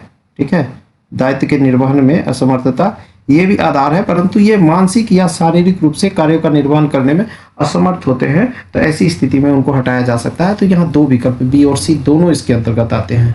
ठीक है, तो किस आधार पर सर्वोच्च न्यायालय के न्यायाधीश को हटाया जा सकता है, यह आर्टिकल 124 में समाहित है, निहित है। ठीक है, तो इस आधार पर हटाया जा सकता है। 2 विकल्प बी और सी इसका आंसर होगा, दोनों विकल्प होगा इसका। ठीक है, संविधान का अतिक्रमण जो है ये राष्ट्रपति पर लागू होता है, ये आर्टिकल 61 में समाहित है। ठीक है, अगला प्रश्न आ जाता है हमारा कि परिसीमन आयोग के संदर्भ में निम्नलिखित कथनों पर विचार करिए। ठीक है, इसकी नियुक्ति राष्ट्रपति द्वारा की जाती है, पहला स्टेटमेंट। दूसरा स्टेटमेंट, सर्वोच्च न्यायालय के न्यायाधीश इसके अध्यक्ष होते हैं। ठीक है, और तीसरा स्टेटमेंट आता है, इसके आदेशों पर केवल सर्वोच्च न्यायालय में विचार किया जा सकता है। तो उपयुक्त कथन में कौन सा सही है। ठीक है, तो यहाँ देखिए इसकी नियुक्ति राष्ट्रपति द्वारा की जाती है, बिल्कुल सही है। ठीक है, और अध्यक्ष सर्वोच्च न्यायालय के न्यायाधीश होते हैं। ठीक है, सर्वोच्च न्यायालय के न्यायाधीश जो होते हैं इसके अध्यक्ष होते हैं, ये भी सही है। आयोग का आदेश केवल सर्वोच्च न्यायालय तक सीमित नहीं है, यहाँ पर केवल जो सीमित है यही एक स्टेटमेंट इसका गलत हो जाता है। इस हिसाब से हमारा सही पूछा जाएगा, तो इसका आंसर हो जाएगा 1 और 2 अर्थात 20 का सही आंसर है। अगला प्रश्न है, निम्नलिखित में से किस वाद में, ठीक है, उच्चतम न्यायालय ने सामाजिक न्याय के मूल ढांचे का तत्व स्वीकार किया था। ठीक है, पहला विकल्प है इंदिरा साहनी वाद 1992, दूसरा है मिनर्वा मिल्स बाद 1980, और तीसरा है एसआर मुंबई बाद 1994, और चौथा है इंदिरा गांधी बनाम राजनारायण बाद 1975। तो इसमें स्पष्ट रूप से है कि एसआर मुंबई जो है 1994 में जो है इस वाद में ये कहा गया था, सर्वोच्च न्यायालय जो है सामाजिक न्याय को संविधान का मूल संरचना का हिस्सा माना था। ठीक है, तो इसका आंसर आपका क्या हो जाएगा, सी एसआर मुंबई मामला। ठीक है, अगला प्रश्न आता है कि बिहार का भौगोलिक विस्तार के संदर्भ में निम्नलिखित कथनों पर विचार कीजिए। ठीक है, अब आपका बिहार स्पेशल आ गया। बिहार का जो अक्षांशीय विस्तार है 24 डिग्री 20 मिनट 10 सेकंड नॉर्थ है, और 27 डिग्री 31 मिनट 15 सेकंड नॉर्थ तक है। ठीक है, तो ये अक्षांशीय विस्तार हो गया। देशांतरीय वहीं 83 डिग्री 19 मिनट 50 सेकंड ईस्ट, और 88 डिग्री 17 मिनट 40 सेकंड ईस्ट है। ठीक है, तो ये दोनों सही है। इसके बाद राज्य का आकार लगभग आयताकार है। ठीक है, लगभग राज्य का आकार जो है वो आयताकार है, तो आपका विकल्प 1 2 3 सही हो जाएगा। अगला प्रश्न है, बिहार में 1857 का विद्रोह का नेतृत्व किसने किया? तो बिहार में 1857 का विद्रोह कुंवर सिंह ने किया। अगला प्रश्न आता है, बिहार की भू आकृति संरचना के संबंध में निम्नलिखित कथनों पर विचार करिए। ठीक है, तो पहला जो कथन है वो क्या कह रहा है, शिवालिक पर्वत श्रेणी का विस्तार बिहार के उत्तर पश्चिम भाग में पाया जाता है। दूसरा कथन है, दक्षिण का संकीर्ण पठारी क्षेत्र नीस, शिफ्ट और ग्रेनाइट जैसे कठोर चट्टानों से निर्मित है। और तीसरा जो है, बिहार का मैदानी वक्त देश का सबसे उपजाऊ मैदानों में से एक है। तो ये जो है तीनों कथन जो है इसका सही है। इस हिसाब से विकल्प जो हमारा डी है 1 2 3 तीनों सही होगा। ठीक है, बिहार के जलवायु के बारे में दिए गए कथनों पर विचार करें। तो पहला कथन है, बिहार के जलवायु को संशोधित महाद्वीपीय जलवायु के रूप में वर्गीकृत किया जाता है। अगला जो कथन है, बिहार के मैदानी भाग में चलने वाली गर्म हवा को लू कहा जाता है। और तीसरा जो कथन है वो कथन है कि बिहार में वर्षा का मुख्य स्रोत दक्षिणी पश्चिमी मानसून की बंगाल की खाड़ी शाखा से होता है। ठीक है, तो इसमें सही उत्तर जो है आपका 1 2 3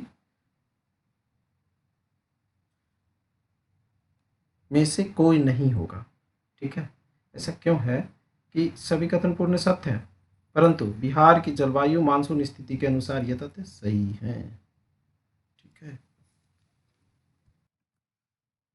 तो यहाँ देखा जाए कौन सा कथन असत्य है। तो जब तीनों कथन सत्य होंगे, यहाँ पे नेगेटिव नेगेटिव पॉजिटिव वाला बात आ रहा है कि 1 2 3 कोई नहीं, कोई भी जो है असत्य नहीं है, तीनों कथन सत्य है। ठीक है, इसीलिए विकल्प हो जाएगा सी। ये थोड़ा सा कन्फ्यूजिंग है, इस सब पे ध्यान दिया करिएगा। ठीक है, अगला प्रश्न आता है हमारा, जो प्रश्न कह रहा है कि 1912 में बिहार को अलग प्रांत बनाने के संदर्भ में निम्नलिखित कथनों पर विचार करिए। 12 दिसंबर 1911 को दिल्ली दरबार में जॉर्ज पंचम ने बिहार को बंगाल से अलग करने की घोषणा की, पहला स्टेटमेंट है। ठीक है, दूसरा स्टेटमेंट है, एक नए प्रांत में बिहार के साथ उड़ीसा को भी शामिल किया गया था। अगला है कि पटना को इस नए प्रांत की राजधानी बनाई गई। ठीक है, तो कह रहा है कि उपयुक्त में से कौन से कथन सही है। तो 1 2 3 तीनों सही हैं। ठीक है, 22 मार्च 1912 को बिहार और उड़ीसा का गठन हुआ, और पटना का उसका जो है प्रशासनिक केंद्र अर्थात राजधानी के रूप में उसको मान्यता दी गई। ठीक है, 2011 की जनगणना पर जाते हैं हम लोग। तो बिहार के जिले के घटते क्रम में जनसंख्या घनत्व का सही जोड़ कौन सा है? जनसंख्या घनत्व को जो है वो घटते क्रम में दिखाना है। ठीक है, तो यहाँ पर जो होगा आपका शिवहर का सबसे कम हो जाएगा, इसके बाद पटना, दरभंगा और वैशाली। ठीक है, अर्थात विकल्प ये आपका सही हो जाएगा। अगला आता है, बिहार के स्वराज दल का गठन किसकी अध्यक्षता में हुआ था? ठीक है, तो इसका आंसर हो जाएगा श्री नारायण प्रसाद, और वो है विकल्प ए में। ठीक है, 1923 में जो हो गया था स्वराज दल की एक शाखा गठन जो हुआ था, किसकी अध्यक्षता में? श्री नारायण प्रसाद, और सचिव जो थे इसके अब्दुल बारी थे। यह ध्यान रखना, अब्दुल बारी सचिव थे और नारायण प्रसाद के अध्यक्षता में इसका गठन हुआ था बिहार की शाखा का। बिहार का वो कौन सा जिला है जिसकी सीमा नेपाल और उत्तर प्रदेश दोनों को स्पर्श करती है? ठीक है, तो ये कौन सा जिला हो जाएगा भाई? ये जो आपका बिहार का, जब आप उत्तरी पश्चिमी डिस्ट्रिक्ट को लेंगे तो वो हो जाएगा, तो उत्तरी पश्चिमी जो आपका आता है पश्चिमी चंपारण आ जाता है। ठीक है, तो आपका विकल्प बी सही आंसर हो जाएगा। तो बिहार में यूरोपियों के आगमन के संदर्भ में निम्नलिखित कथनों पर विचार करना है। ठीक है, तो पहला कथन क्या कह रहा है? बिहार में सबसे पहले पुर्तगालियों आए जो नावों के माध्यम से मसाला और चीनी मिट्टी के बर्तन लाते थे। अगला जो विकल्प है कथन है वो है, डच व्यापारियों ने पटना में अपनी पहली फैक्ट्री 1632 में स्थापित की।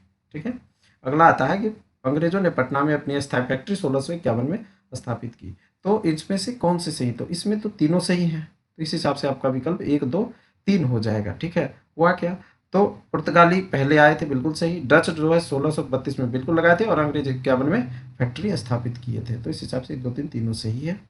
अगला प्रश्न आ रहा है आपका कि बिहार की मृदा के संबंध में आ रहा है। ठीक है, इसमें कहा जा रहा है कि खादर मृदा नवीन जलोढ़ है जो बाढ़ प्रभावित उत्तर बिहार के मैदानों में पाई जाती है। दूसरा, बांगर मृदा जो होता है पुरानी जलोढ़ मृदा है जो तुलनात्मक रूप से ऊंचे क्षेत्रों में पाई जाती है। और तीसरा स्टेटमेंट जो है, दक्षिण बिहार के टाल मृदा गंगा के दक्षिणी तट में पाई जाती है जो दलदली होती है। ठीक है, अब इसमें से कह रहा है कि उपयुक्त में से कौन सा कथन सही है। ठीक है, तो यहाँ पे खादर जो होता है वो नवीन जलोढ़ होता है। ठीक है, और ये जो है बाढ़ प्रभावित बिहार में पाया जाता है, क्योंकि वो जो बाढ़ में मिट्टी आता है उसकी फ्रीक्वेंसी होती है वो बदलते रहता है, तो ये नवीन जलोढ़ है और बाढ़ प्रभावित क्षेत्र में है। वहीं बांगर जो है पुरानी जलोढ़ मिट्टी है, तुलनात्मक रूप से ऊंचे क्षेत्र में पाए जाते हैं। ठीक है, जो बाढ़ क्षेत्र से दूर होते हैं। और टाल क्षेत्र जो होता है मृदा गंगा के दक्षिणी तट में पाई जाती है और दलदली होती है। इस हिसाब से तीनों स्टेटमेंट आपका सही है और सही ही पूछा जा रहा है। इस हिसाब से आपका आंसर हो जाएगा 1, 2, 3 सी। अगला प्रश्न आ रहा है, महाबोधि मंदिर को यूनेस्को के विश्व विरासत स्थल की सूची में कब शामिल किया गया। ठीक है, ये प्रश्न है, तो इसके उत्तर को देखिए।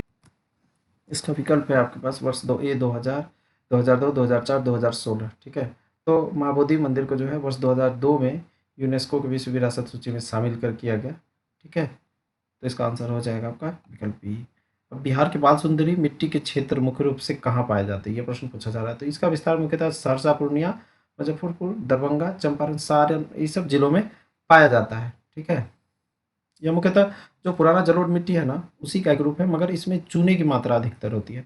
तो हम देखेंगे आपका विकल्प बी जो उत्तर बिहार का मैदानी भाग है, सरसा, मुजफ्फरपुर, ये सारा क्षेत्र जो है बाल सुंदरी मिट्टी के लिए प्रसिद्ध है। ये जो है आपका जो है ना इसकी ये क्षारीय क्षारीय प्रकृति की होती है। ठीक है, अगला प्रश्न आता है, बिहार की पहली महिला मुख्यमंत्री। तो पहला महिला मुख्यमंत्री जो थी हमारी राबड़ी देवी थी। इनका पहला कार्यकाल जो है 97 में शुरू हुआ, जब लालू जी जो है चारा घोटाला के आरोप में जब जेल गए, तो उन्होंने अपनी पत्नी राबड़ी देवी को बिहार की कमान थमाई। ठीक है, तो पहला कार्यकाल उनका 97 से 99 तक चला, 3 कार्यकाल था। ठीक है, 3 कार्यकाल में वो रही बिहार की मुख्यमंत्री। ठीक है, उसी तरह जब हम जाएंगे तो देख लेते हैं, प्रश्न आता है बिहार विधानसभा में अनुसूचित जाति, ठीक है, एससी की कितनी सीटें आरक्षित है 243 में से।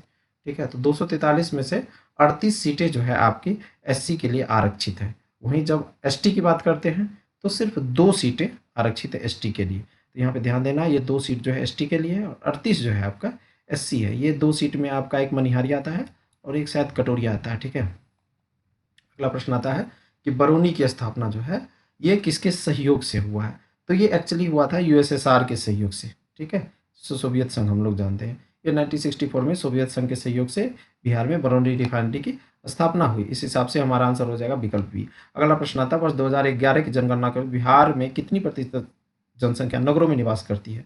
तो यहाँ 2011 की जनगणना कह रही है, तो यहाँ पर आपका 11.3% हो जाएगा। परंतु यहाँ पर वर्तमान जो आपका जातीय जनगणना हुआ है वर्ष 2023 में जो डाटा आया है उस हिसाब से नगरीकरण का प्रतिशत बढ़ा है, 4% की वृद्धि हुई और वर्तमान में जो है 15.3% नगरीकरण की स्थिति है। ये प्रश्न बीपीएससी की परीक्षा में आ चुका है। ठीक है, अगला प्रश्न आ रहा है, बिहार प्रांतीय किसान सभा का गठन कब और किसने किया। यहाँ बिहार प्रांतीय किसान सभा अखिल भारतीय नहीं है, तो 1929 में हुआ था और स्वामी सहजानंद सरस्वती इसके अध्यक्ष थे। खैर, जो अखिल भारतीय उसके भी अध्यक्ष आपके स्वामी सहजानंद सरस्वती ही हैं, 1936 में जिसकी स्थापना हुई थी। परंतु यहाँ बिहार प्रांतीय किसान सभा की बात हो रही है, तो 1929 में इसके स्वामी सहजानंद सरस्वती। अब एक प्रश्न आ रहा है जो चिन्ह से है, राजकीय वृक्ष पीपल है बिहार का, बिल्कुल सही। राजकीय पक्षी गोरैया है और राजकीय पुष्प क्या है, गेंदा है। तो इस हिसाब से यहाँ कथन सही पूछ रहा है, तो आपका डी हो जाएगा 1, 2, 3 तीनों से ही। बिहार में सर्वाधिक वर्षा वाला जिला कौन सा है। तो बिहार में सर्वाधिक वर्षा जो है आपका किशनगंज में होता है।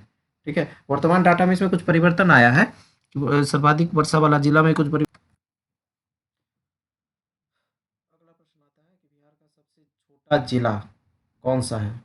ठीक है, तो यहाँ पर क्या पूछ रहा है कि क्षेत्रफल के आधार पे पूछ रहा है। ठीक है, ये बिहार का सबसे छोटा जिला क्षेत्रफल के आधार पे पूछा जा रहा है। ठीक है, तो ये जो है 443 वर्ग किलोमीटर के साथ जो है शिवहर जो है बिहार का सबसे छोटा जिला है। तो आपका क्या आंसर हो जाएगा, विकल्प सी। अब क्या कह रहा है, भारत में प्रचंड बेरोजगारी किस क्षेत्र में मुख्यतः पाई जाती है। तो प्रचंड बेरोजगारी जानते हैं आप, जब मानते उपयोगिता क्या हो जाती है, शून्य हो जाती है। तो ये जो होता है प्रचंड बेरोजगारी का एक प्रमुख लक्षण है, ये आपको भारत में कृषि क्षेत्र में मुख्य रूप से पाया जाता है। अब अगला प्रश्न आता है, निम्नलिखित कथनों पर विचार करिए। तो कह रहा है जीडीपी में से मूल्यह्रास को घटाने पर एनडीपी प्राप्त होता है। बिल्कुल सही बात है कि जब हम जीडीपी में से मूल्यह्रास अर्थात डिप्रिसिएशन को घटाएंगे तो एनडीपी अर्थात शुद्ध घरेलू उत्पाद प्राप्त होता है। ठीक है, तो ये आपका स्टेटमेंट बिल्कुल सही है। तो भारत, अगला स्टेटमेंट, क्या भारत में वित्त वर्ष 1 जुलाई से 30 जून तक होता है? बिल्कुल नहीं। जो भारत में वित्त वर्ष होता है वो 1 अप्रैल से लेकर 31 मार्च तक होता है। परंतु जो 1 जुलाई से लेकर 30 जून तक का जो ये चर्चा हो रहा है, ये आरबीआई का लेखा वर्ष है। ठीक है, वित्त वर्ष नहीं। वित्त वर्ष आपका 1 अप्रैल से 31 मार्च तक होगा। ठीक है, हालांकि ये भी प्रयास किया जा रहा है कि वित्त वर्ष को 1 जनवरी से लेकर 31 दिसंबर तक किया जाए, परंतु अभी तक ये हुआ नहीं है। ठीक है, वर्तमान में 1 अप्रैल से 31 मार्च तक है। ठीक है, तो इसका सही आंसर हो जाएगा केवल एक सही है, अर्थात ए। ठीक है, अगला कह रहा है कि लेस फेयर। ठीक है, लेस फेयर इकोनॉमी का मुख्य लक्षण क्या है? ठीक है, लेस फेयर मुख्यतः क्या होता है? लेस फेयर का अर्थ जो होता है ना, कि मतलब कोई भी उस पर जो है ऊपर से प्रतिबंध ना हो। ठीक है, यह एक फ्रांसीसी शब्द है जिसका अर्थ होता है कि उसे करने दो। ठीक है, तो लेस फेयर जो होता है सरकारी नियंत्रण का ना होना। ठीक है, ऐसा स्थिति क्या कहलाता है? लेस फेयर कहलाता है, अर्थात ए विकल्प आपका बिल्कुल सही है। अगला प्रश्न आता है, निम्नलिखित कथनों पर विचार करिए। जीएसटी एक अप्रत्यक्ष कर है, बिल्कुल इनडायरेक्ट टैक्स है, और इसे 101वें संविधान संशोधन अधिनियम द्वारा लागू किया गया, तो ये भी बिल्कुल सही है। ठीक है, तो दोनों स्टेटमेंट क्या लग रहा है? सही है। इस वजह से हमारा आंसर क्या हो जाएगा? इसका आंसर हो जाएगा आपका विकल्प सी। ठीक है, 101वें संविधान संशोधन के तहत जो है ये आया, देखिए विधेयक आया था 122वां। ठीक है, और जब ये बिल बन गया तो ये 101वां हुआ। ठीक है, इस चीज़ का ध्यान रखना है। ये 122वां संविधान संशोधन विधेयक था, परंतु जब ये बिल हो गया अर्थात एक्ट हो गया तो ये आपका 101 हो गया। सॉरी, बिल नहीं, एक्ट हो गया तो क्या हो गया? 101 हो गया। ठीक है, तो इसका आंसर हो जाएगा आपका सी, 1 और 2। इसके अंतर्गत इसको 279A के अंतर्गत जो है जीएसटी काउंसिल का भी गठन किया गया। ठीक है, अगला क्वेश्चन आ रहा है कि भारत में रेपो रेट किसके द्वारा निर्धारित किया जाता है? यह तो कार्य भारतीय रिजर्व बैंक का है, इस वजह से इसका आंसर क्या हो जाएगा? बी। ठीक है, सागर माला परियोजना के संदर्भ में निम्नलिखित कथनों पर विचार करिए। ठीक है, इसका उद्देश्य भारत के बंदरगाहों के आधुनिकीकरण और तटीय सामुदायिक विकास करना है, बिल्कुल सही है। इसके तहत राष्ट्रीय समुद्री विरासत परिसर लोथल बनाया जा रहा है, बिल्कुल सही है। इसमें जो है आपको एएसआई भी सहयोग कर रहा है, परंतु ये सड़क परिवहन राजमार्ग मंत्रालय के तहत नहीं है, ये जहाजरानी मंत्रालय के अंतर्गत आता है, इसलिए इसका कथन है 1 और 2 सही होगा और आपका आंसर हो जाएगा ए। अगला प्रश्न है, हाल ही में चर्चा में रहा हूती विद्रोह किस देश के संबंधित है? तो इसका आंसर हो जाएगा यमन। अगला प्रश्न है, स्वच्छता सर्वेक्षण 2024-25 के परिणामों के अनुसार 1 लाख से अधिक आबादी वाले शहरों में शीर्ष स्थान पर कौन है? ठीक है, तो इसमें शीर्ष स्थानों पर देखा जाए तो इसमें आपका आ जाएगा पहले स्थान पर तो इंदौर है आपका। ठीक है, और सूरत को इंदौर के साथ संयुक्त रूप से प्रथम नहीं, सूरत दूसरे नंबर पे रहा है, तो इसका आंसर हो जाएगा केवल एक सही। ठीक है, अर्थात ये। अगला प्रश्न आ रहा है, डिजिटल पब्लिक इंफ्रास्ट्रक्चर की बात हो रही है। ठीक है, डिजिटल पब्लिक इंफ्रास्ट्रक्चर को बढ़ावा देने के लिए भारत ने किस वैश्विक संगठन के साथ समझौता किया है? ठीक है, तो इसका आंसर हो जाएगा आपका G20 के माध्यम से सोशल इम्पैक्ट फंड। ठीक है, आपका आंसर हो जाएगा बी, 109 का बी। अगला प्रश्न आ रहा है कि परियोजना प्रयास, ठीक है, परियोजना प्रयास जो है वो क्या है? ठीक है, ये जो है आपका विदेश मंत्रालय और अंतर्राष्ट्रीय प्रवासन संगठन IOM का संयुक्त पहल है।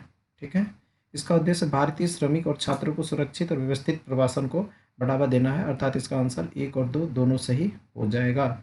वन नेशन वन इलेक्शन समिति के अध्यक्ष कौन थे जिसे हाल ही में अपना रिपोर्ट सौंपा? तो ये आपके रामनाथ कोविंद हैं। ठीक है, अगला प्रश्न आ रहा है, गगनयान मिशन के लिए चुने गए 4 अंतरिक्ष यात्रियों के संदर्भ में विचार करें।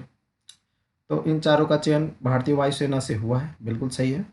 मिशन कमांडर के रूप में प्रशांत नायर नामित किए गए हैं, परंतु गगनयान भारत का पहला मानव रहित नहीं, मानव सहित जो होगा मिशन होगा। ठीक है, ये जो है मानव रहित मिशन है, मानव युक्त मिशन होगा ये। ठीक है, तो इस हिसाब से आपका आंसर क्या हो जाएगा? 1 और 2 सही है। कमांडर के रूप में प्रशांत नैयर है, और जो 4 जो व्यक्ति हैं उनका चयन हुआ है वो है group captain Prashant Balkrishna Nair, group captain Ajit Krishnan, group captain Angad Pratap और विंग कमांडर शुभांशु शुक्ला।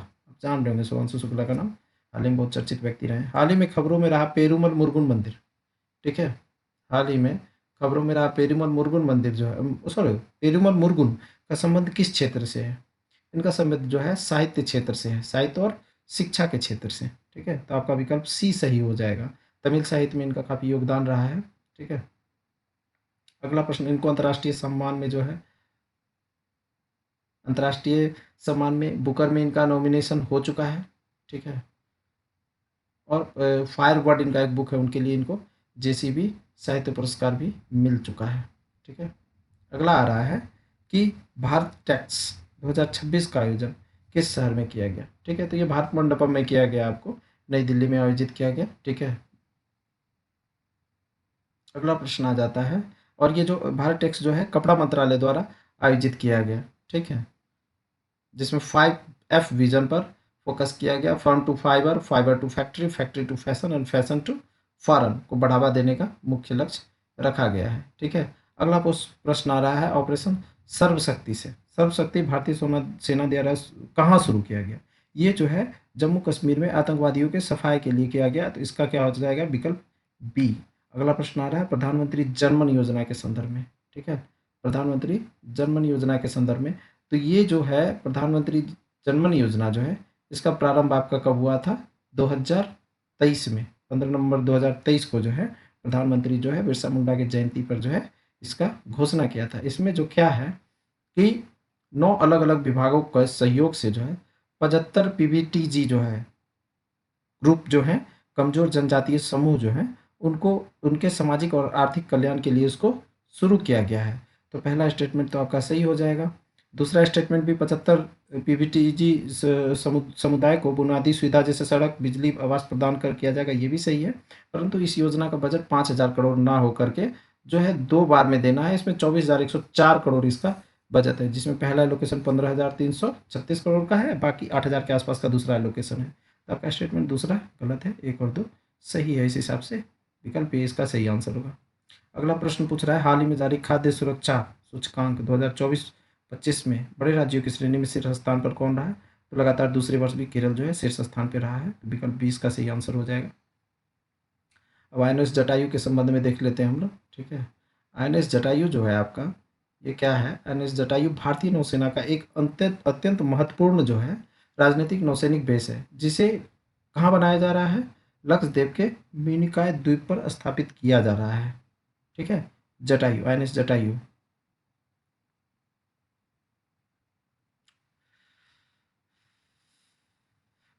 ये जो है मुख्यतः निगरानी करेगा अरब सागर और हिंद महासागर के बड़े हिस्से पर कड़ी निगरानी करेगा, ठीक है, जिसमें एंटी पायरेसी, नकली दवाओं, इन सभी चीज़ों पे ध्यान देकर के त्वरित प्रक्रिया प्रदान करना है, ठीक है। इस पर एक हवाई पट्टी भी बना हुआ है, जिसपे राफेल, सुखोई जैसे विमान आराम से उतर सकते हैं। रडार स्टेशन वगैरह है, प्रशिक्षण आवासन की सुविधा है। मगर यह भारत का पहला परमाणु ऊर्जा संचालित विमान वाहक पोत, ये गलत है, ये बिल्कुल गलत है। अतः इसका 1 और 2 जो है ये सही होगा। ये अरब सागर के साथ हिंद महासागर को ये कर रहा है, तो 1, 2 सही है। तो इस हिसाब से 1 और 2 दोनों सही है। अगला प्रश्न आ रहा है आपका एक्सपोसेट से, ठीक है। एक्सपोसेट के बारे में हम लोग जान लेते हैं।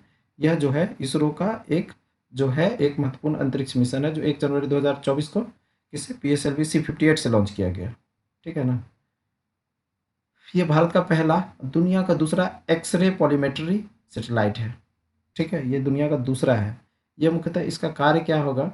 ये जो है खगोलीय पिंड से निकलने वाले एक्सरे किरणों का जो है उसके ध्रुवीकरण का अध्ययन करना इसका मुख्य जो है उद्देश्य है। तो इसका B119 का क्या हो जाएगा? बी, ठीक है। अगला प्रश्न पूछ रहा है कि यूनेस्को द्वारा संगीत शहर के रूप में किस शहर को हाल ही में मान्यता दी गई? तो ये आपको ग्वालियर को इसका मान्यता दिया गया। संगीत शहर के रूप में किसको?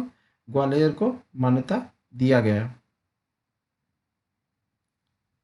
अगला प्रश्न आता है स्मार्ट सिटीज मिशन की समय सीमा बढ़ाकर कब तक कर दी गई है, ठीक है। तो स्मार्ट सिटी मिशन की जो समय सीमा है वो अब 31 मार्च 2025 तक चली गई है, ठीक है, 31 मार्च 2026 कर दिया गया है, ठीक है, मार्च 2026। अगला प्रश्न आ रहा है आपका कि वैश्विक आतंकवाद सूचकांक 2025 के संदर्भ में कौन सा कथन सही है? अफगानिस्तान लगातार सबसे प्रभावित देश बना हुआ है, नहीं ये गड़बड़ है। अफगानिस्तान इसमें सुधार लाया है। वर्तमान में बुर्किना फासो इसके जगह को ले लिया है, ठीक है। भारत 5वें स्थान पे नहीं है, 14वें स्थान पर है। विश्व बैंक द्वारा नहीं जारी किया जाता है, ये एक ऑस्ट्रेलियाई एजेंसी है, ठीक है। Institute for economic and peace द्वारा जारी किया जाता है, ठीक है। और पाकिस्तान में आतंकी घटनाओं में भारी कमी नहीं, लगातार वृद्धि। इसमें चारों ऑप्शन इसका जो है ना गलत है, चारों ऑप्शन गलत है, इसमें से कोई भी सही नहीं है, ठीक है। तो इसका ये कोई भी आंसर नहीं होगा, ये गलत है। ये प्रश्न को आप एक बार रिव्यू किया जाएगा, इस सस्पेक्टेड क्वेश्चन लग रहा है, ठीक है। अगला प्रश्न आ रहा है कि भारतीय वायुसेना द्वारा आयोजित भारतीय वायुसेना द्वारा अभ्यास वायु शक्ति का आयोजन कहाँ पर किया गया, ठीक है। तो ये पोखरण में किया गया, इसका आपका ए जैसलमेर पोखरण इसका सही आंसर होगा। एक प्रश्न आ रहा है, हेपेटाइटिस सी के उन्मूलन के लिए डब्ल्यूएचओ द्वारा गोल्डन टीयर का दर्जा पाने वाला दुनिया का पहला देश कौन सा बन गया? तो ये मिस्र है, मिस्र को ये दर्जा प्राप्त हुआ। अगला प्रश्न आ रहा है कि सी केयर जो है वेब पोर्टल जिसे हाल ही में लॉन्च किया गया, वो किस क्षेत्र से संबंधित है, ठीक है। तो ये जो है आपका सी केयर किससे संबंधित हो जाएगा? पहला विकल्प है आपका समुद्री पर्यावरण, ठीक है। दूसरा है कोयला क्षेत्र, तीसरा है कैंसर अनुसंधान और चौथा है बाल विकास। तो सी केयर जो है ना कोयला मंत्रालय द्वारा कोयला खान भविष्य निधि संगठन के कामकाज को डिजिटल बनाने के लिए जो है सामाजिक सुरक्षा सुनिश्चित करने के लिए ये लॉन्च किया गया। तो ये कोयला क्षेत्र इसका विकल्प बी आंसर हो जाएगा। अगला प्रश्न आ रहा है धर्मा गार्जियन सैन्य अभ्यास के संदर्भ में, ठीक है। तो धर्मा गार्जियन जो है ये आपका भारत और जापान के बीच जो है ये अभ्यास चलता है। इसकी शुरुआत 2018 में की गई थी, ठीक है। और ये जापान के बीच वार्षिक अभ्यास है, ठीक है। तो ये आपका पहला स्टेटमेंट सही है। और ये जो है 5वां संस्करण है, ये भी बिल्कुल सही है। और इसका आयोजन महाजन फील्ड रेंज कहाँ हो रहा है? महाजन फील्ड रेंज राजस्थान में इसका आयोजन किया जा रहा है। 25 फरवरी से 9 मार्च 2024 तक इसका आयोजन किया गया था। तो इस हिसाब से ये दोनों विकल्प इसका सही है, ठीक है। अगला प्रश्न आ रहा है कि 2026 में एबल पुरस्कार जिसे गणित का नोबेल पुरस्कार भी कहा जाता है, इसे किसे सम्मानित किया गया है? देखिए यहाँ पर ये गड़बड़ है, 2026 का भी घोषणा भी नहीं हुआ है, ठीक है। 2023 के लिए लुइस कैप्रेली को मिला था, ठीक है। वहीं जब हम 2000 मिशेल टेला ग्रांट को 2024 के लिए मिला है। और हम सुलिवन की बात करें तो उनको भी मिल चुका है। ये सुलिवन को मिला है आपको कब के लिए? सुलिवन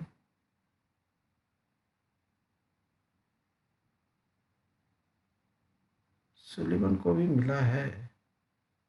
सुलिवन को एग्जैक्टली एक मिनट, लुइस कैप्रेली को 2023 का मिला है, सुलिवन को 2022 का मिला हुआ है और मिशेल टेलीग्राम को 2024 का। और ये जो अक्षय वेंकटेशन इनको 2018 का मिला, 2026 का भी घोषणा नहीं हुआ है, ठीक है। अगला प्रश्न है, स्प्रे परीक्षण जो हाल ही में खबरों में रहा किस बीमारी के निदान के लिए विकसित किया गया है? तो ये जो है ना आपका ये रेस्पिरेटरी डिजीज से रिलेटेड, तो ये टीबी का इसका आंसर हो जाएगा, अर्थात विकल्प ए इसका सही आंसर हो जाएगा। विश्व प्रसन्नता रिपोर्ट 2025 में भारत की रैंकिंग 136 118, ये प्रश्न देख लीजिएगा। आई थिंक इसका रैंकिंग भारत का रैंक 118 है, ठीक है। 2025 का रिपोर्ट आ रहा है।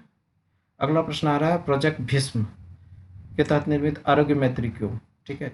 यह दुनिया का पहला पोर्टेबल अस्पताल है जिसे हवाई मार्ग से कहीं भी लाया जा सकता है, ठीक है। ये बिल्कुल सही है। तुर्की में जो डिजास्टर भूकंप आया था उसमें इसका सबसे पहला बार यूज किया गया था। यह भूकंप या युद्ध जैसी आपदाओं में 200 रोगियों का इलाज करने में सक्षम है, बिल्कुल सही। इसमें आपका सी 1 2 दोनों सही है। आईएनएस मरमागुआ के बारे में हम लोग देख लेते हैं, ठीक है। आईएनएस मरमागुआ जो है वो आपको project 15 B stealth guided missile विध्वंसक है, ठीक है। इसलिए इसका आंसर हो जाएगा विकल्प बी। अगला प्रश्न आ रहा है, डिजिटल स्वास्थ्य प्रोत्साहन योजना का मुख्य उद्देश्य क्या है? इसका मुख्य उद्देश्य जो है अस्पताल और डायग्नोस्टिक सेंटरों के डिजिटल स्वास्थ्य रिकॉर्ड को अपनाने के लिए वित्त प्रोत्साहन देना। अतः इसका आंसर हो जाएगा विकल्प बी। सुल्तान इब्राहिम, ठीक है, जिनका हाल ही में किस देश के राजा के रूप में जो है चयन किया गया है, ये प्रश्न पूछा जा रहा है। तो सुल्तान इब्राहिम जिनका पूरा नाम क्या है? सुल्तान इब्राहिम सिकंदर, ठीक है। सिकंदर ये 17वें राजा हैं। इनका ये जो है मलेशिया के 17वें राजा के रूप में इनका चयन हुआ है। अब भारत के लोकपाल देख लेते हैं। तो भारत के लोकपाल जो है ना AM खानविलकर बने हैं, ठीक है। ये भारत के जो है खानविलकर जो होंगे ये शायद तीसरे लोकपाल होंगे, आई थिंक। खानविलकर जो है, अच्छा नहीं, ये भारत के दूसरे अस्थायी लोकपाल हैं। ठीक है, इससे पहले वो सुप्रीम कोर्ट के मुख्य न्यायाधीश थे। गिनी देश ने हाल ही में किस संक्रमण बीमारी के प्रकोप की घोषणा की जिससे वैश्विक चिंता बढ़ गई? तो ये जो है ना मार्बर्ग वायरस है, इसकी घोषणा की है। अब बिहार राज्य खेल प्राधिकरण के निम्नलिखित कथनों पर विचार करिए। तो इसका पहला, बिहार खेल प्राधिकरण को अब तक स्वायत्त निकाय का कानूनी दर्जा दिया गया है, बिल्कुल दिया गया है। ठीक है, इसके बाद दूसरा स्टेटमेंट आ रहा है क्या कि इसको जो है 25 मार्च 2023 को स्वायत्त निकाय का दर्जा मिला। दूसरा स्टेटमेंट, इसका राजगीर मुख्यालय राजगीर नहीं, इसका मुख्यालय पटना में ही है। मुख्यमंत्री इस प्राधिकरण के पदेन अध्यक्ष होंगे, ये बिल्कुल सही है। इस हिसाब से इसका आंसर हो जाएगा बी, 1 और 3। अगला प्रश्न आ रहा है, बिहार के किस जिले में रामायण विश्वविद्यालय की स्थापना की जा रही है? ठीक है, तो बिहार के किस जिले में है रामायण? तो ये वैशाली में जो है रामायण विश्वविद्यालय की स्थापना की जा रही है। अगला प्रश्न आ रहा है मिशन दक्ष से संबंधित। तो ये मिशन बिहार सरकार के सरकारी स्कूल में पढ़ने वाले शैक्षिक रूप से कमजोर बच्चों के लिए शुरू किया, बिल्कुल सही है। इसके तहत शिक्षकों को 5 बच्चे को गोद लेकर विशेष रूप से पढ़ाने की जिम्मेदारी दी गई है, परंतु इसमें 9 से 12 नहीं, बल्कि ये मिडिल स्कूल लेवल पर ये योजना है, जिसमें कक्षा प्राइमरी भी है। ये 3 से 8 तक के बच्चों को इसमें शामिल किया गया है। तो विकल्प 3 सही है, स्टेटमेंट 3 गलत हो जाएगा और आपका आंसर 1 और 2 हो जाएगा, अर्थात आपका बी इसका सही आंसर है। बिहार का कौन सा शहर निर्यात हब के रूप में विकसित किया जा रहा है? केंद्र सरकार द्वारा चुना गया। केंद्र सरकार द्वारा 10 जो है राष्ट्रीय स्तर पर जिलों को शहर को चुना गया है निर्यात हब बनाने के लिए, उसमें बिहार के मुजफ्फरपुर को भी चुना गया है। वहीं जब जाते हैं बिहार के विधान परिषद के क्या है सभापति, वर्तमान सभापति के बारे में। तो बिहार के विधान परिषद के वर्तमान सभापति कौन है? अवधेश नारायण सिंह है। तो आपका विकल्प बी सही हो जाएगा। इसके साथ ही ये सेट होता है समाप्त।